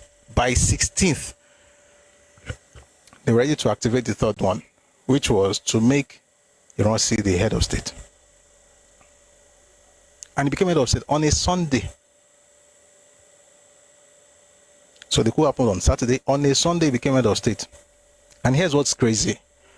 Nigerians did not know who the head of state was until Monday. The cabinet members who were in Lagos did not know who the head of state was until around 6:30 p.m. to 7 p.m. on that Sunday. But Azikiwe, who was in the UK, who was in Surrey, was already telling the world who the new Oga was, even before cabinet members in Nigeria knew. And you want to tell me they didn't plan it together? When Ironsi was literally saying, but they said they will not kill anybody. It's in the book by Njoku. See, I'm not even trying to prove that was an Igbo coup.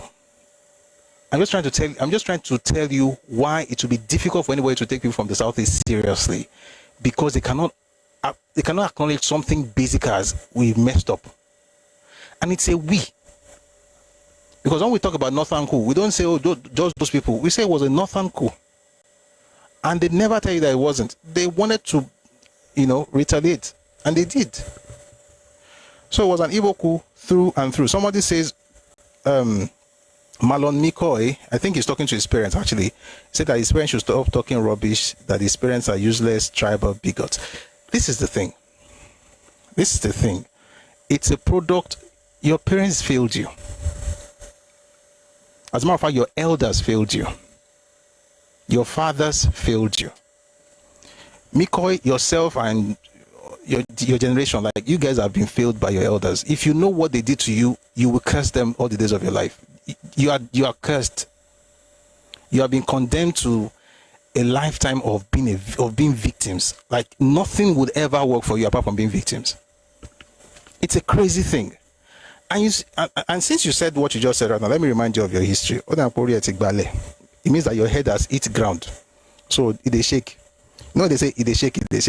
Your head they shake because the brain way they there now pango. Let me tell you something. The Igbos have perfected victimhood, but it's not going to work again.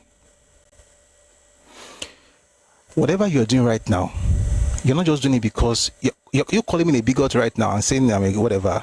It's not new. Your fathers did it in the 1930s and 40s. And because you come from a primitive race who have never evolved to the point of actually having conversations about serious things like normal human beings, you will not be able to actually discuss the real issue. You will just switch to your natural form, which is being a victim. If you look at the 1944 speech, 1944 article. I think I read it here the other day by Arthur Richards, who was the Commander General of Nigeria, Governor General of Nigeria.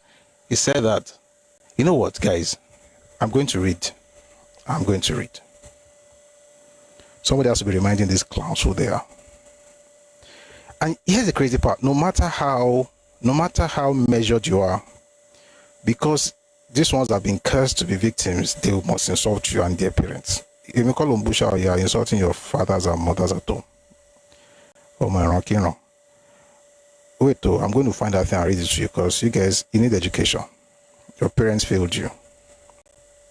How can a people be raised with the mindset of victimhood to the point where even when you're just talking basic things without being, I try not to be insultive.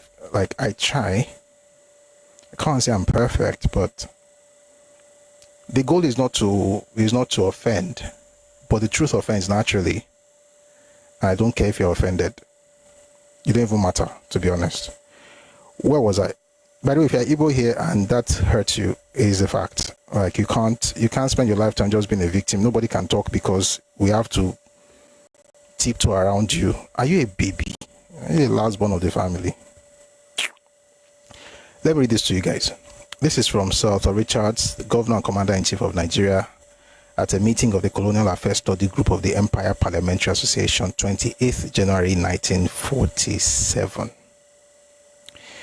It says here, the eastern provinces, the part of Nigeria which is most vocal and which clamors and calls for more education and for more of everything, is the part which contributes less than the two other regions to the general revenue, and it is also the part upon which the government is spending most. The truth is that your parents have already perfected the idea of complaining and being victims, and that's how you got by in the 1940s. This was in 47 January, so they've been doing it before then. By 49, Zik is giving a speech in Aba saying that they're the victims of everybody in Nigeria and that everybody hated them.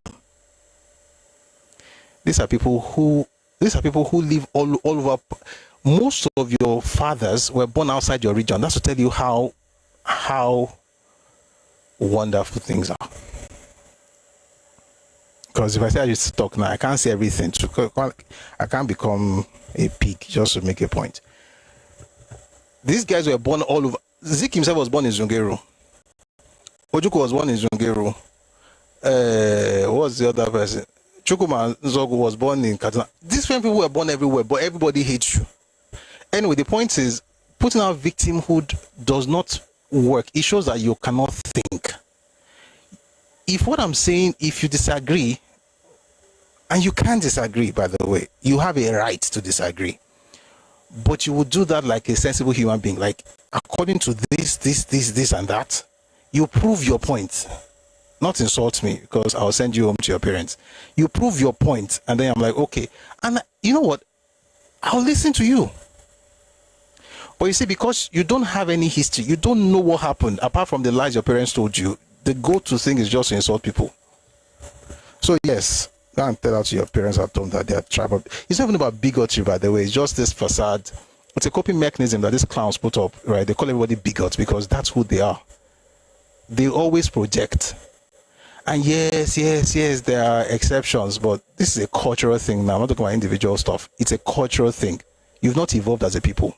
I hope you got that, McCoy. Say that to your parents. Who is the next? Let's read sensible stuff. Fida Ditiv says on YouTube, when Brigadier Mamalari was killed in Lagos, what role did Major Adewale Ademoyiga had? Was he part of the shooters? No, he wasn't. Okay, so let me tell you one funny thing. That question is actually quite interesting. What was Ademoyiga's role in this whole thing? Ademoyiga had two roles, or three. Number one, he was supposed to shut down the P&T. So anything that has to do with telecommunications, calls, phone calls, and everything, shut everything down. Number two, put up roadblocks. Number three, announce the coup on radio.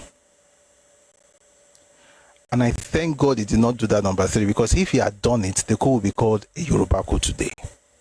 The only reason people and it's a mistake, by the way, call the coup Nzogu coup. It wasn't an Nzogu coup. Nzogu did not plan that coup. as the leader. Nzogu was only the coordinator of the northern activities or operations. He wasn't the overall leader of the coup. But people call the coup Nzogu coup because he was the one who made the announcement on Radio Kaduna. The job that Adewale Ademega had, the third one, was to announce the coup on radio in Lagos. Okay? So, the person who killed Memalari was Ifajuna. Ifajuna and what's the word now? Memalari was running away from Okafor, an OG. Okay? And then was on his way to Dodam Barracks when he saw Ifajuna. He saw the car, stopped the car, stopped the car, and then, spoke to, what's his name? Ifajuna about the fact that, oh, they're chasing him, something's happening at his home and everything. And funny enough, they had the party in that same house, that same night, in Memalari's house. Anyway, Ifajuna comes out of the place, picks out his gun and shoots him right there. And so that was not Adewale Ademega. Adewale Ademega's job was, again, 3 jobs. Actually, there were three jobs. Set up roadblocks and announce on radio. And that would have been and they were very strategic, to be honest, because if you had announced on radio, we'll be hearing it was a Yoruba coup. Nobody would care that the original thing was about Igbo. So what would have happened is this: he would have been another layer in the facade. So the very first facade is the fact that it was a revolutionary coup, then to be a Yoruba coup, but that the Igbo came to rescue everybody. Therefore, we now had Ironsi as the head of state. They actually tried. Absolute nonsense. But let's read Dr. Badri says here, asking Ademega to announce the coup on radio is another strategy to hide their faces. Yes. He was supposed to take it on. I mean, it's exactly what we call the coup, Nzogu coup. It's wrong. Nzogu did not, Nzogu coordinated in the north. It wasn't the one who planned the coup, but people call it Nzogu. And by the way, Nzogu was not a bigot like McCoy and his parents on YouTube. Nzogu was not trying to have an Igbo coup. Nzogu was trying to change Nigeria.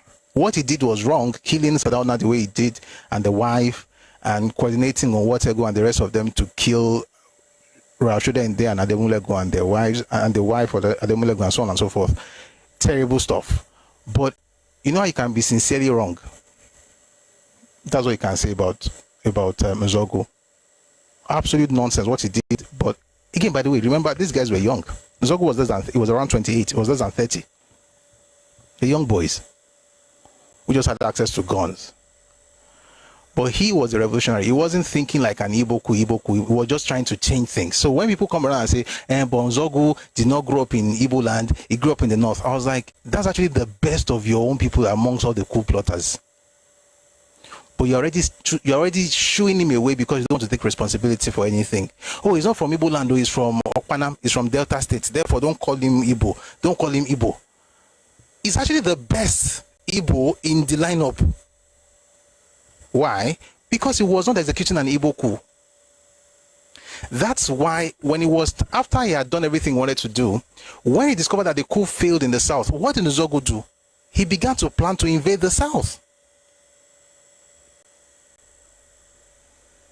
Before Igbos then went at him and ensured that they got him to surrender to Ironsi. And who were those Igbos? Madebo and Ojukwu. So for him, it was about changing Nigeria. You know the mindset that a lot of young people have. This Zobu, change Nigeria, revolution. I see it on social media today. I'm like, you guys have no idea what you're talking about. They will just use you. You will destroy what you have. The little, it's not the best right now, but the little we have right now, you will destroy it. Then you will be you'll be on the back benches.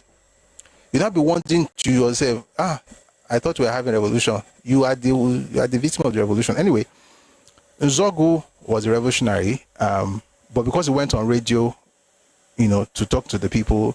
And by the way, you guys should listen to his radio broadcast. Maybe one of these days you're going to play it. Or you can read it. You'll find it it's in the book by Ademoega, Why We Struck. Okay? It's a good stuff, but very naive. Very, very naive. And that's the problem with idealistic people who have no idea of reality. Just be writing nonsense. You think that you're making sense, but you're destroying your own life because they'll still blame you. That's why, even till tomorrow, they'll still be calling it Nzogu coup, even though no be him plan am. So thank you for writing that in the comment section. If Ademoyiga had announced on the radio in Lagos, it should have been a Yoruba coup till today. Dr. Badru says, was Ademoyiga released by Shagari? No, I think it was by... Wait, oh, no, I think it was... Let me see the dates. No, I think it was there for... Wait, oh. It was there for about a decade, though. Less than or greater than, I'm not sure right now. But it was there longer than all the others. Like, they let everybody go. They didn't let him go. For a while. But they released him eventually, but I'm not sure if it was either Gowon or Shagari. I'm not sure right now, and I don't want to open another book. But you know, let me check. Give me a second.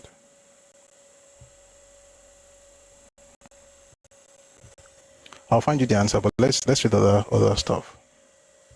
Adekomi on TikTok says, if Nzogu was in the East, he would have gone after even the politicians. Absolutely. God bless you. They would have killed him for that, by the way. Man, I like the way you think. You're right. If Nzogu had been in Enugu, he would have killed Okpara. Would have killed Okpara. You are very correct. Thank you very much for that perspective.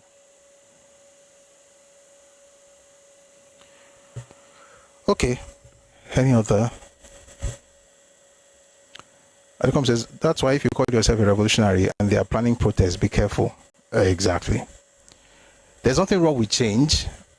Just to be clear, I don't like the status quo in Nigeria. I think things can get better, but I think more in terms of reforms than revolution.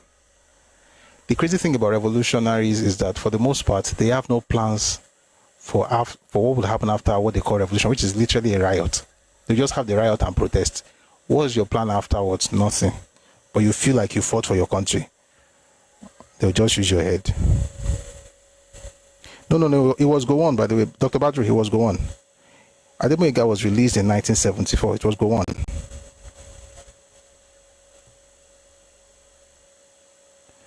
It was Gowon that released him. It wasn't as long as I even thought. It wasn't up to 10 years. It was released on October 24, 1974. So that was Gowon's government.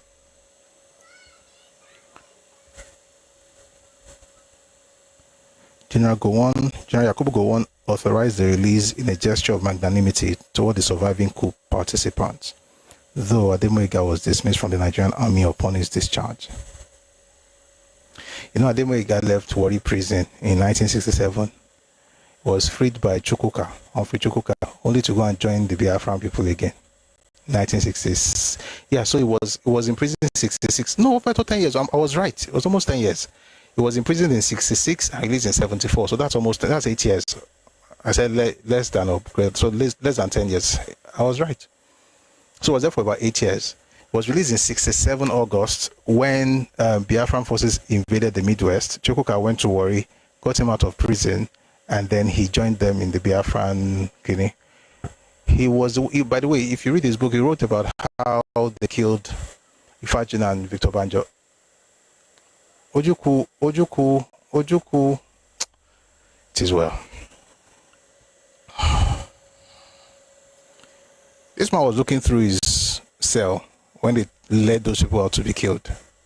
Ademoyiga was there. He was also imprisoned by the same Ojukwu.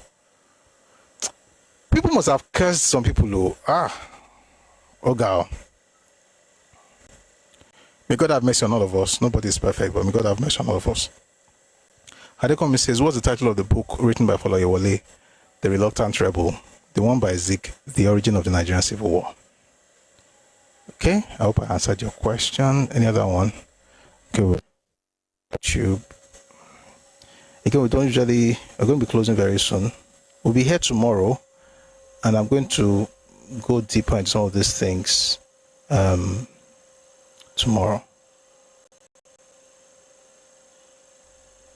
Kumzi says, digging up old dumb story. Who gives a F?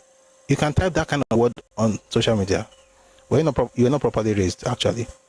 Move forward already.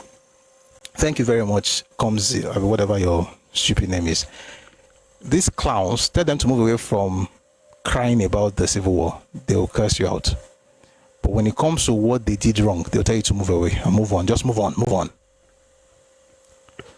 By the way, I've said it several times. This is not a conversation to demonize an ethnic group. This is the historical reality of Nigeria. Especially when the clowns who are responsible for where we are in terms of what they did in 66 are the ones who curse Nigeria the most in the country. You will destroy something, then you come around to teach us how to make it work. And when people are trying to make it work, you curse the place and call it a zoo because your father's house is actually the den of animals. That's a bunch of clowns. You are coming here to say that it's a dumb story. Number one, any sane person would understand the fact that I'm not saying, if you listen to my tone, right, you get the point. The point is understand history, learn from history, and don't repeat the mistakes of the past. Why is it, and since you spoke in the comment section, let me ask the question. Why is it that in this country, if you're looking for one ethnic group that wants to have a coup in this country today, is the Igbos? Why? Because nobody ever told them the consequences of, they never got to experience the consequences of that nonsense they did in 66. When I said they because they said it was them. Not just the soldiers, civilians, lecturers. I have books written by lecturers in University of Ibadan, Igbo lecturers in UN and Nsukka, claiming that stuff, supporting everything that Mirosi was doing. Civil servants, Igbo commoners, market women, everybody said it was their coup. Once you just go in that direction, say, it's not Igbo coup, you are digging up bad and Kiniko. It's not even a dumb story, unless of course your family is dumb. May God give you wisdom. All right. Someone said it was called Igbo coup because the leader was Igbo. This is a dumb topic because it happened long ago. You are dumb, actually. Why do you use words like dumb and F word, and why? Weren't you properly raised? Who is your parent? Who is your father?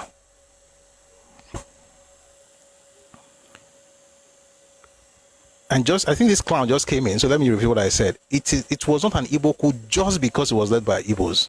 That's not the only reason. It was led by Igbos, they planned it. The victims were not Igbos, the beneficiaries were all Igbos.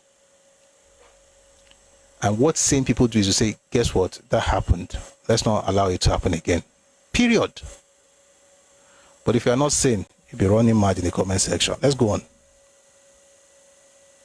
Say that Adeyinka says it was the Fajuna that killed Memalari. Yes, yes.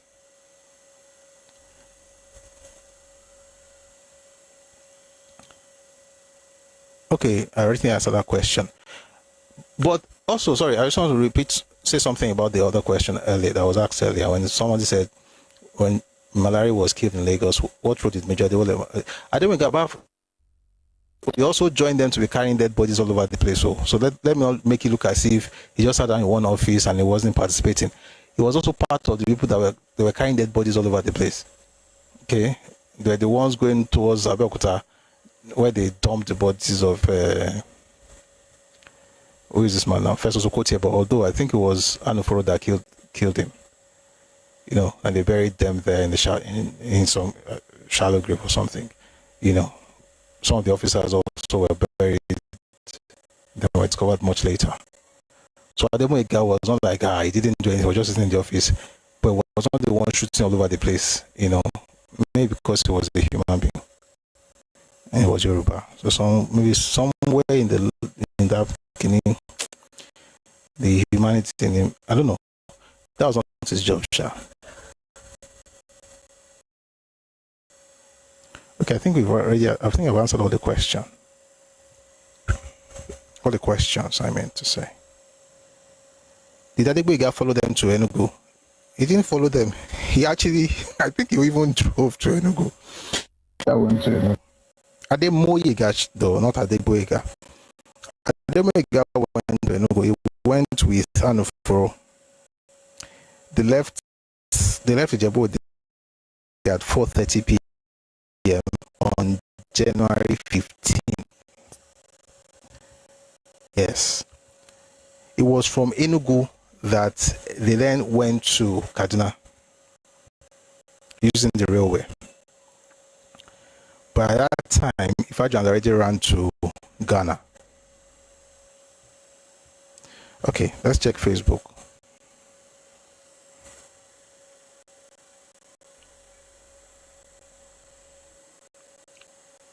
You see, what I really would love is for people to heal enough to be able to accept that, you know what, let's grow. Not the one that will be trying to change the past while telling you that you should not be talking about some things. That's just nonsense. Comrade Tode says, what's the name of the book about the cannibalism of the Igbos? The title of that book is in the description of the video that you're watching. Thank you. By the way, guys, what I read was not about cannibalism of the Igbos. What I read about was about... Sorry, guys, someone is asking a question about another video. What we talked about in that video was how they... Actually, it was the cannibalism show, but... If you really want to read about cannibalism of the Igbos, that's not the book you read, to be honest. I mean, they are real gory books. I just don't like to read them in public. But the one you're looking for is in the description of the video you're talking about. Ugiagbe Iyore says, they thought no other ethnic group will be able to reason as they are. I guess so. Eleni Esho says, Igbos will always be Igbos. I mean,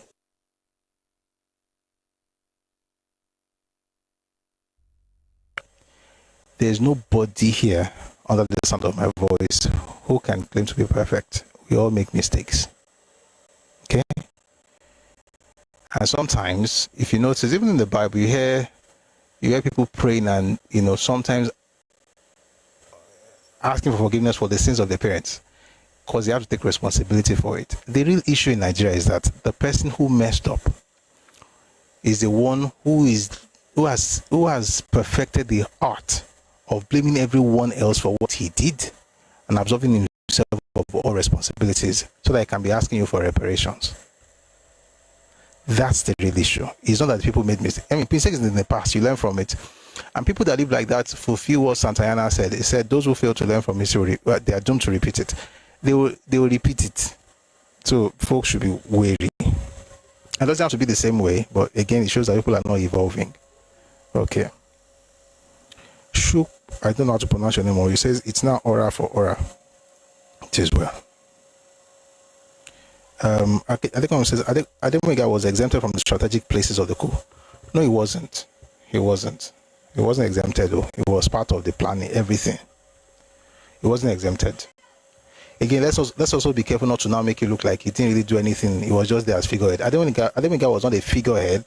He wasn't a killer, but he was part of the planners. And I think he probably would be the only one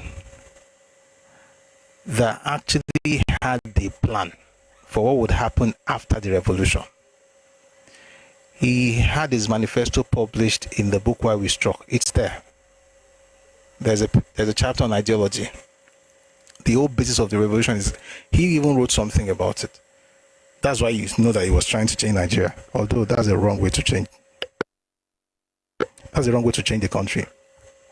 But at least you can tell where it's coming from. Okay? So there's another manuscript by, we will probably discuss it one of these days. The manuscript by Ifajuna. Obasanjo referred to that manuscript in the book Zogu. Right? And Otief Eman also mentioned it in the Forgotten Documents of the Civil War. So we'll get some of those things. Again, we don't have these sessions to castigate anybody, but we need to know our history. No German tells the world to forget about Holocaust. Right? It happened. It happened. And you don't have the conversation to say Germans are bad. The Nazis did what the Nazis did. You learn from it so it doesn't happen again. That's the purpose of history. It's just that if you're a primitive person, you think that they're trying to fight you, then you now begin to curse everybody. And once you do that, I'm sending you straight to your parents who didn't raise you well. So let's understand the fact that it's not about one ethnic group versus another. Number one, I'm Yoruba. To even be comparing myself with some people in Nigeria is infradig. So nobody's comparing anybody with anybody. And nobody's blaming an ethnic group until you come around trying to act like you're superior to everybody when you're literally inferior in your brain power. God bless you. I think we're good now. We're going to continue tomorrow. Okay, someone says here, you say there is corruption, but those that dominated power were not touched.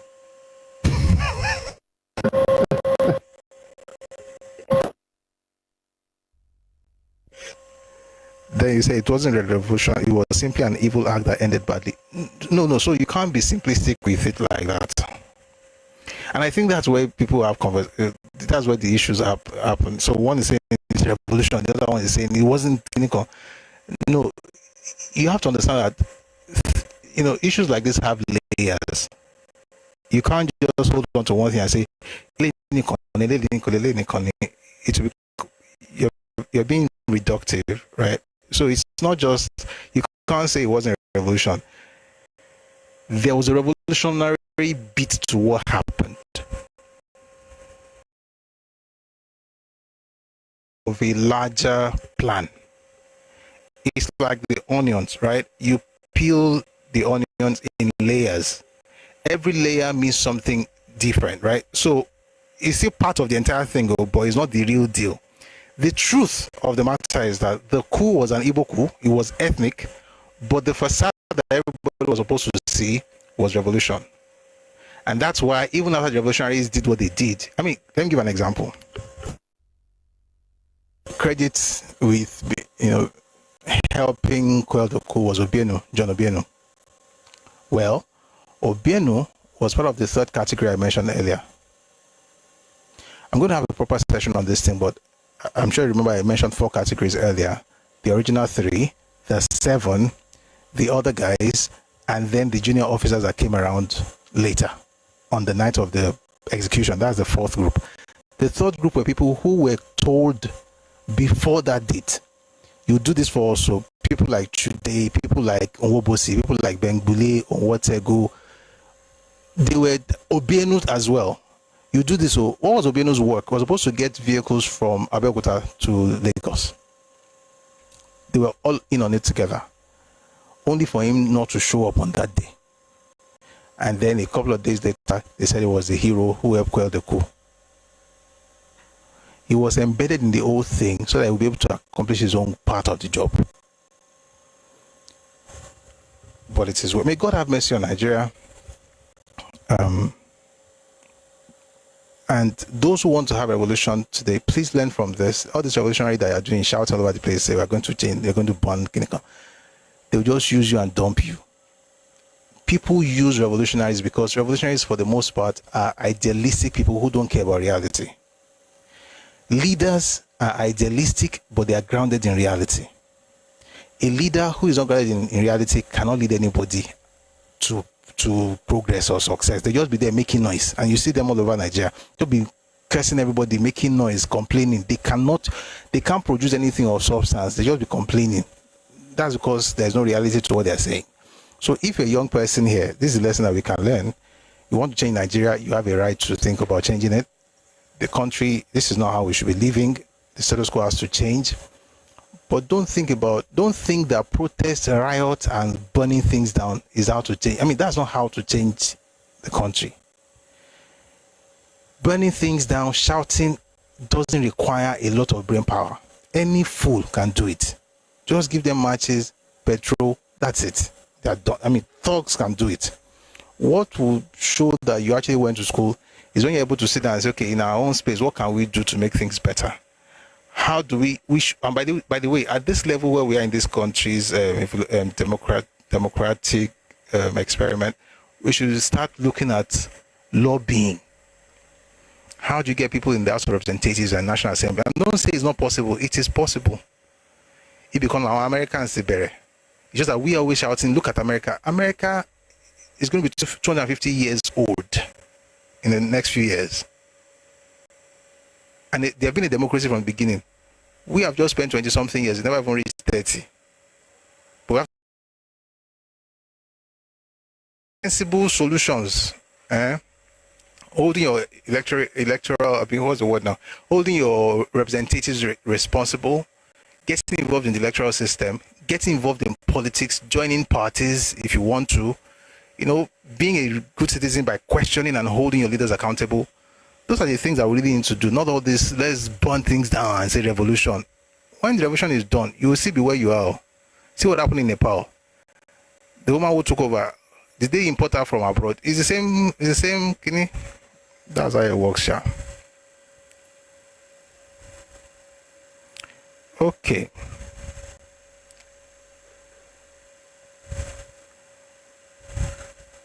Someone says here, history helps us to learn from the past mistakes, fosters critical thinking skills, enhances our civic awareness that will prevent the same conflict reoccurring.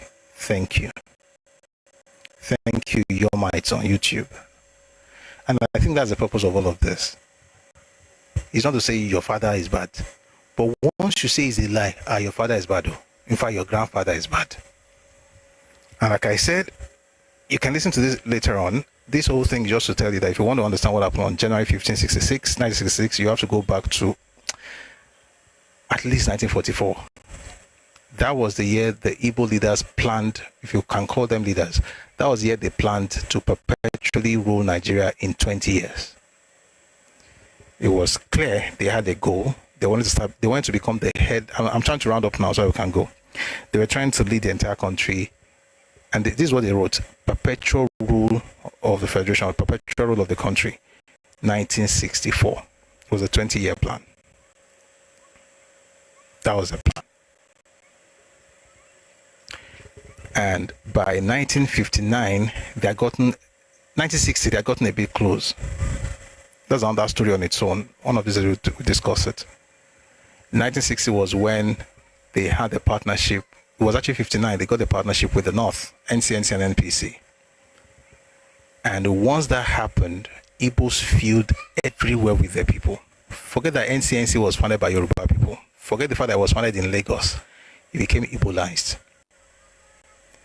The diplomats, the civil servants, every opportunity was taken over. I mean, most opportunities. About 70% of people working in Nigerian Airways at the higher levels were Igbos. About 60% of Nigerian railways, they dominated UI. Yabatek, dominated Yabatek. And sure, the VC in UI was Igbo. The VC in Unilag was Igbo. Just fill every place up with Igbo diplomats. Many of the countries were Igbos. Everywhere you went, Igbos. So they already got that one sorted from 1960 to 1964. 63 was when they had the first crisis. It was a national crisis, but the East, took it up. That was the census crisis of 62, 63. And that was the first time the East wanted to break out of Nigeria. It was also around the time when oil money was beginning to come in a lot. But when they wanted to break out, they didn't want to break out as Igbo people. They wanted to break out as the East, because without the East, Igbos would not have survived. And that's why you have them still shouting about Old Eastern Region today. There's nothing like Old Eastern Region. It was created by the British and it was dissolved in 67. Anyway, you had that happen. Then in 64, there was a constitutional crisis where Azikiwe was asking Tafawa Balewa to resign. And then he was hobnobbing with army officers and police service chiefs, trying to get them to do something, which we now discover from other books was a coup that Ojukwu was organizing in 1964. By 65, the whole crisis was resolved, and then the coup, of course, was cancelled. Let's just put it the way that they didn't execute it because Everett got involved in the whole thing. You have to read David Edgeworth to understand how that, went, or listen to everything we've discussed today. That was early 65. By June of 65, by April, June, thereabout, Zeke already started planning to travel. Okay? By August, they began to plan the coup that was executed in January. The original planners, Ifa, General Oji, and Okafo, started planning it in August. By September, they had brought in a number of people like Chukwuka and Anuforo, who then brought in Nzogo, and then by end of October, early November, they brought in Adeola Ademoyega. But right about that time, Azikiwe left Nigeria in October. It didn't return until February of the following year. That's why when they tell you that your president is always traveling out of the country for sick, they learned it from your guy. 66 was when they then, executed the coup that they planned in 65. And when you look at the coup, whether it was the plan A, which was supposed to actually give them Igbo prime minister, and that did not work, then they activated plan B. And that was why on the 16th of January, Ironsi comes into the cabinet office, tells all the cabinet members to come. When they got there, the entire building was surrounded by soldiers, armed soldiers. He gets them in the room and tells them that, listen, we've not been able to actually quell the coup. That's what he said on Sunday, around 6:30 p.m. We've not been able to quell this coup. And the boys are asking me to take over. I don't really want to take over. I even shed a tear, according to Shehu Shagari. I didn't want to really take over, but the boys are asking me to. It sounded something like Saul. The people made me do it. And he said that, and if you read Richard Akinjide said, he told them, you either do this as gentlemen or we do it the hard way. And of course, the building was surrounded, so they asked for a scrap of paper to write transfer of power. And then the cabinet members were allowed to go home. By 11:50 p.m.,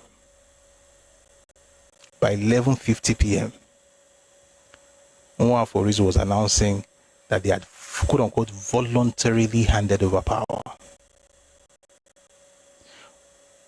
And then, immediately after him, Ironsi made his first speech. But here's the crazy part. Before their own speech, Azikiwe had made a speech in Surrey, in the UK, where he also used that word, voluntary. Even though the cabinet members said they never voluntarily did it because they were forced at gunpoint. Why did Azikiwe lie? When Ironsi was with Nwa Aforizu for 40 minutes in his house, was Azikiwe in on the call? When Azikiwe said, I've been on the call with Nwa Aforizu, the acting president, was that what they were discussing? 1 second, please.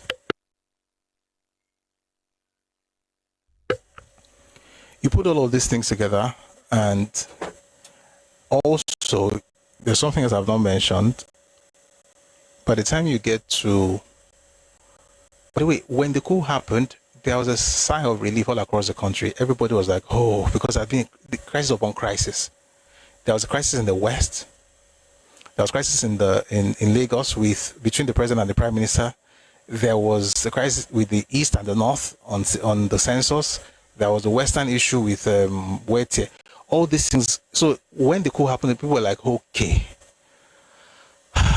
They heaved a sigh of relief. Like, okay. Thank God. Until they noticed the pattern of killing. When they noticed the pattern of the killings, they scored a Weto. Ajamomotie, Funlomu, Omoto Doyaki Mole. These ones have not touched any of their own people. They didn't touch any of their politicians. We know all of them. Many of these people have corruption cases. So maybe one of these we should discuss their corruption cases. Is as long as on your rap sheets to Gumbaje. Why didn't you touch any of these corrupt people from your place? That's when people began to notice something. And then the Igbos went to town. Started taunting everybody. This is our government. This is our government. The same way Zogu dealt with your Sadauna is the way we will deal with you. They were telling them that in their own land. They claimed it. It was their own. By the time the lecturers, university lecturers, those supposed to have sense, they were saying how Yoruba people and Northerners were tribalists. And they wanted just, hopefully, I think I like using the word last, but I think I should read this one. Just to let how crazy it was. That's why people from the Southeast call people tribalists.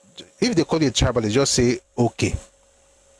But understand the fact that the person calling you a tribalist, his blood, his DNA is bigoted. Whatever they are calling you is who they are. That's the truth. I'm going to read something and then maybe just close. I want to read what the leader said, the lecturers. This was published 1st March 1968 in the Bay Collections. But we're talking about what they said in 66. Since the last event, Unification Decree, it has become crystal clear that the former leaders of the Action Group have, as predicted, joined forces with the former leaders of the NNDP. So Action Group was the Yoruba Party, NNDP was another Yoruba Party, NNDP was a party of Akintola. So he's saying that these Yoruba people, they have joined forces together. Remember that when you listen to what they wrote in 64, they're supposed to actually break the Yoruba people by lifting Awo and trying to destroy Akintola so you can have Yoruba people pitted against each other. They wrote that in their book. We read it earlier, but let's just read this one. Since the last event, Unification Decree, it has become crystal clear that the former leaders of the Action Group have, as predicted, joined forces with the former leaders of the NNDP in a renewed battle against Easterners. Recent events have further demonstrated that these leaders are clearly striving to counter the efforts of the military regime to forge national unity. Unity in only. They don't want unity. Let's just read. So these are lecturers. Recent events have further demonstrated that these leaders are clearly striving to counter the efforts of the military regime to forge national unity. In this respect, the Western leaders are one with the Northern leaders, who are similarly opposed to a unitary system of government in Nigeria, and all of them are anxious that the country should revert to the old federal structure, which, as everyone knows, was the principal cause of most of the woes of the First Republic. What are they telling you here? The reason Nigeria did not was because we had federalism. And these people are going against the Lord and Savior, Ironsi, and his unitary system, unitary decree. These people don't want unity. Does it sound familiar? You are bigots. You don't want unity. Why don't you want indigenous bill? If you think what we're discussing right now is somewhere just in the past, you don't understand why we're doing this thing. There's hardly any difference between, unless you're talking about a governmental level, what the Unification Decree was supposed to actually achieve is the exact same thing that the Indigenous Bill of 2025 was supposed to achieve.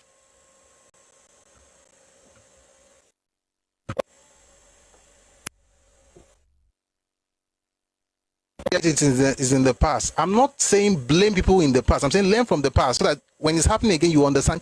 Again, you have to recognize patterns. If you can't recognize patterns, you're just left repeating wala. Everything that happened to your father will now happen to you again. For what? How many years do we have to live on this earth? 120 years. Imagine having to repeat mistakes from generation to generation. So, you better go and don't with it. If you spend every generation repeating that mistake, when exactly are you supposed to develop? These clowns, these were lecturers. That's why you hear a professor on social media in 2025 saying that they want to have strong men in Nigeria and have Ataturk and remove tribalism, remove ethnicity. Yes, remove ethnic identity, not to forge the national identity. Nigeria is not a nation. It will not be a nation. People have to be able to be comfortable with that fact.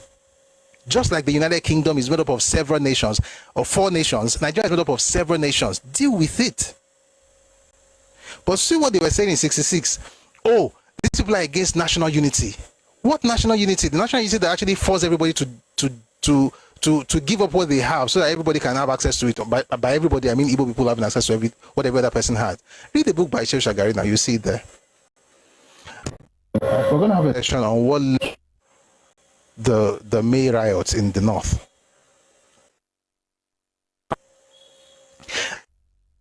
Let's make Nigeria great again. And the way to do it is by actually looking at the structure, our foundations. Our foundations are properly done. Right? And then you have intellectuals going against federal system. Why are they doing this in 66? This is going to be another long conversation. We're going to have a session on this, but I'll just quickly tell you this. The reason they were against this in 1966 was because as of 1951, Zik and NCNC started pushing the idea of unitary system. They had it under the cooler. They proposed it in the UK during the Constitutional Conference, but then they changed their mind and said, okay, so they changed their mind at the Constitutional Conference and said they were going to go for federalism, just like Ẹkáàbọ. But guess what? They didn't throw it away. They kept it in the cooler for 15 years. By 1966, they activated it. Ironsi gave us unity decree. He set up a committee of different people to meet to. But while they were meeting, one man sat down somewhere and gave us a recommendation.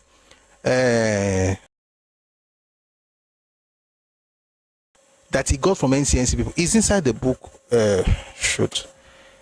It's in Educated Elite in Nigerian Society. It's in Why We Struck by the Alademega. It's in Beckon to Serve by Shehu Shagari.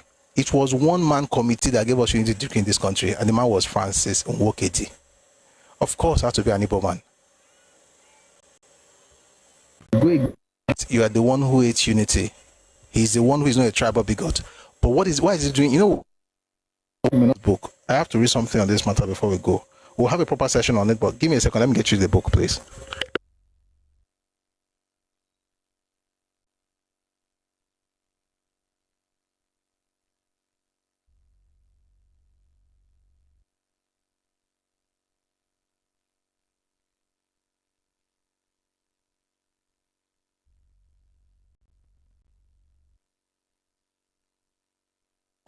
You see, if you're an Igbo person, some of these things may be difficult for you to hear, but I promise you, I'm not trying to pour sansan inside your gari. It's just that your elders didn't try.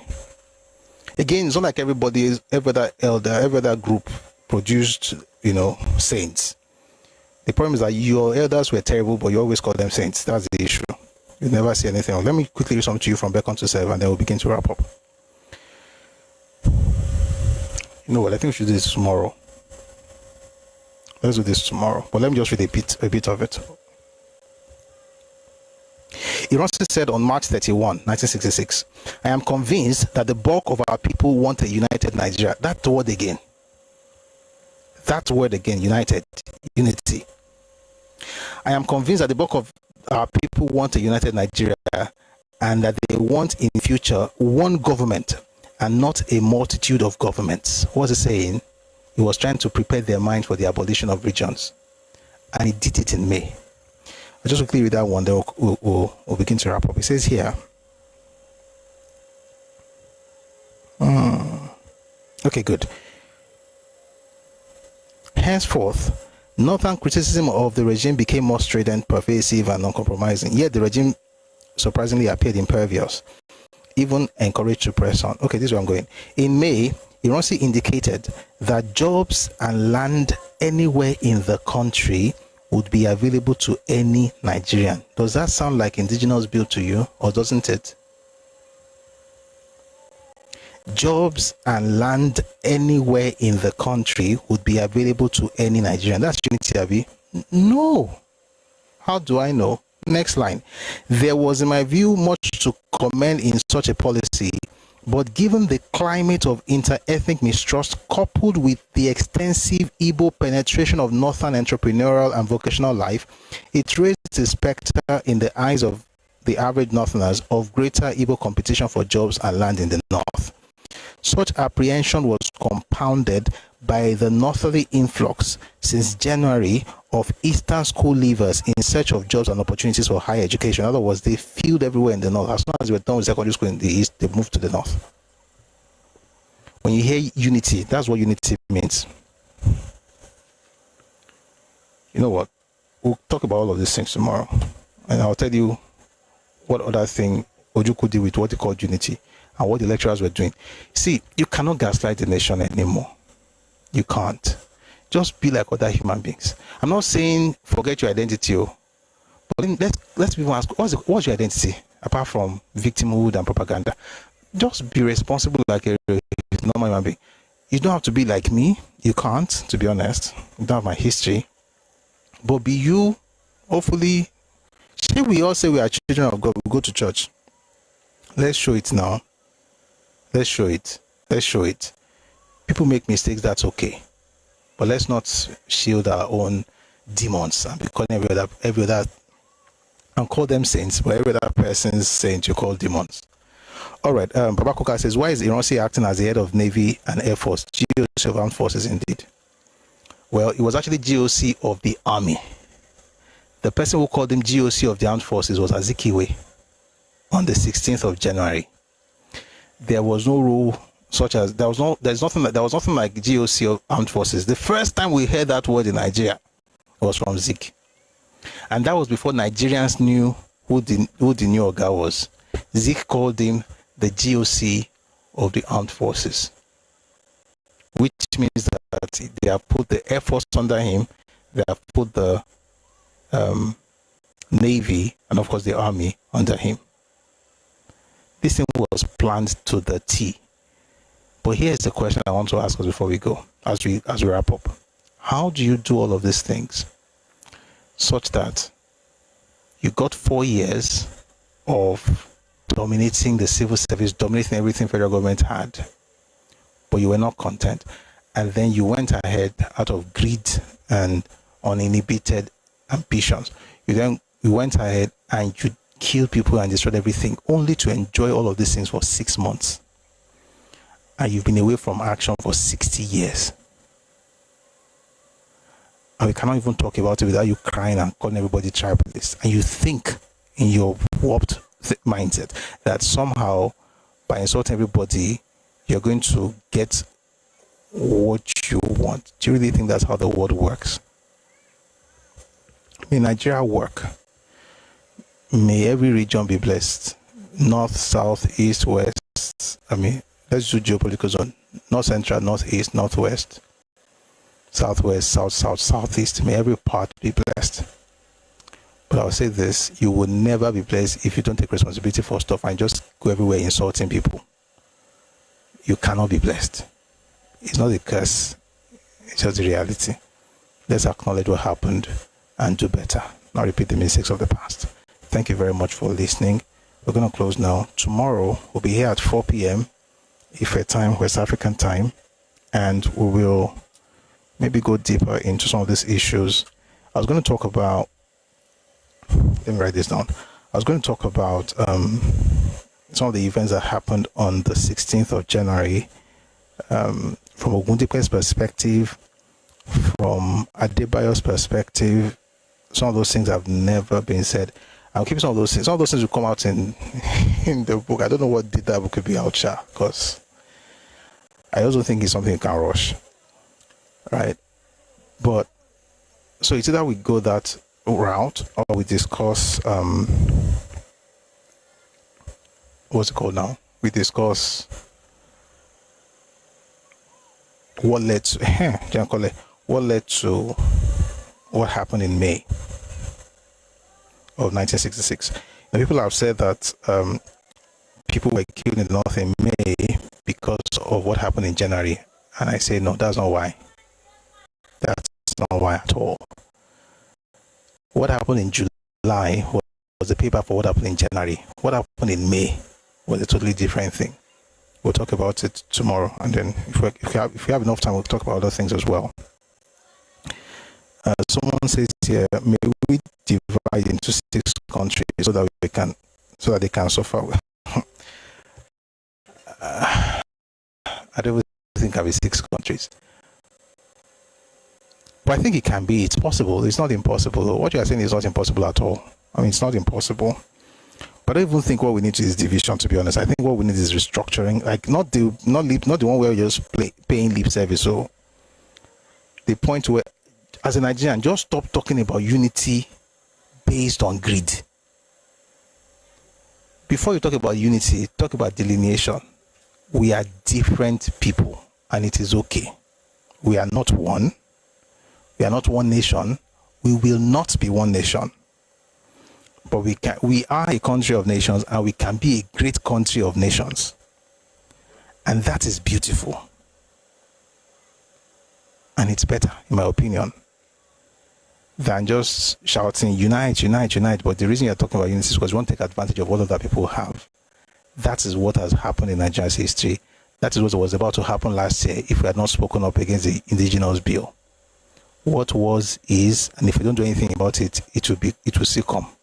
Now they say what was, what is, and is to come. That's Nigerian story. May God bless us and may God bless our nation. Before we go, we're going to listen to our anthems, the Nigerian anthem and the Yoruba anthem, and then we'll meet it tomorrow. We have these sessions, if you're just joining us for the first time, we have these sessions every day, Monday to Friday. Okay? So tomorrow we'll come on camera. It's 4 p.m. if we're time West African time. Music starts before 4 on TikTok.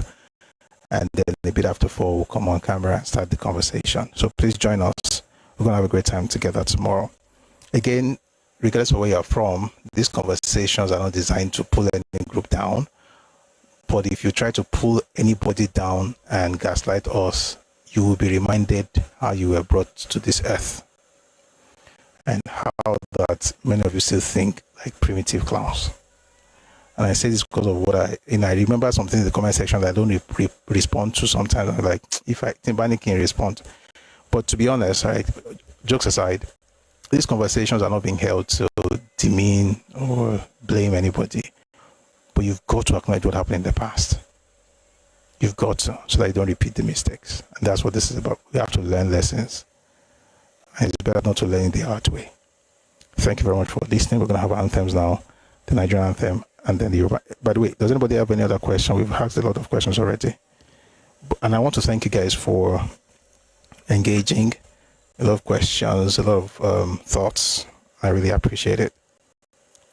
Someone says, I see you are not going...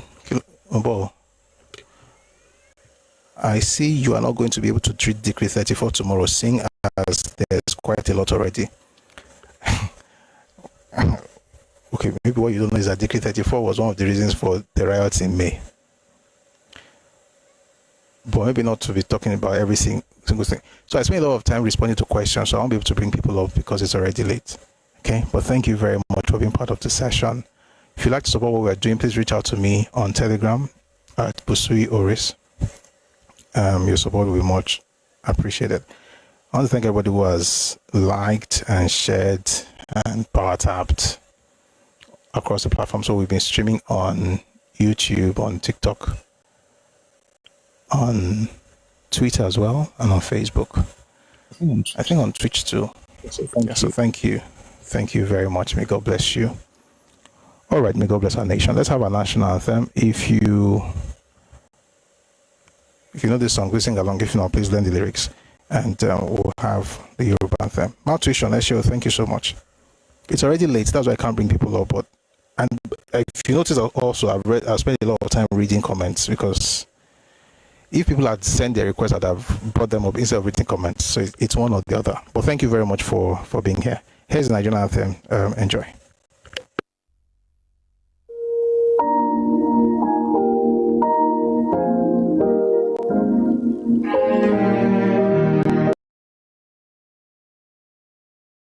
Nigeria, we hail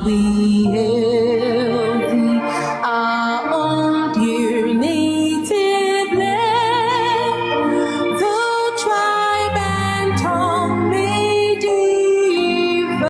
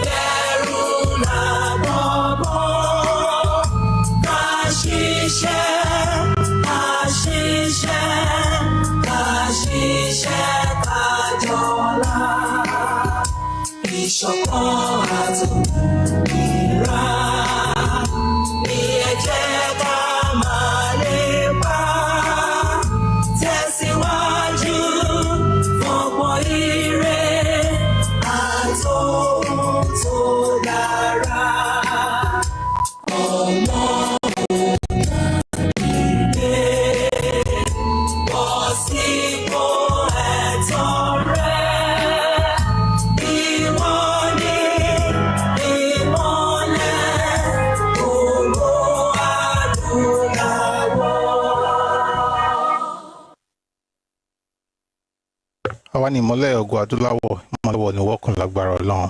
Ilẹ̀ Yorùbá ò ní bàjẹ́, Nàìjíríà náà ò ní bàjẹ́, ilé wa ọ̀nà wa ò ní bàjẹ́. Nǹkan tá a bá dáwọ́ lé wọn máa yọrí sí rere. May God bless everyone here. May God bless your family. May God bless you. May God bless the work of your hands. May God bless our country, Nigeria. And may God bless every nation within Nigeria and every group, every ethnic group, in Jesus' name. We'll talk about Decree 34, how Iran abolished the regions, and also what led to the riots in May. We'll start that tomorrow. We finished the series yesterday, talking about Decree 8 and Aburi Accord, and I hope that folks actually understand what Decree 8 was about. If you weren't part of it, please watch the videos, and more will be coming out the next couple of days about Decree number 8 and how Ojukwu rejected Aburi and how Ojukwu scattered. It's funny, sir. I'm not sure. It is well. It is well. One gave us unitary system. One rejected confederation because one is secession. And the children insult the entire country. May God have mercy on everybody. Thank you very much, everybody. I don't know what's funny at them, but I like that you're laughing. May you keep laughing. Do have a lovely evening, everybody. See you tomorrow at 4 p.m. Ife time, West African time. God bless you. Odaro.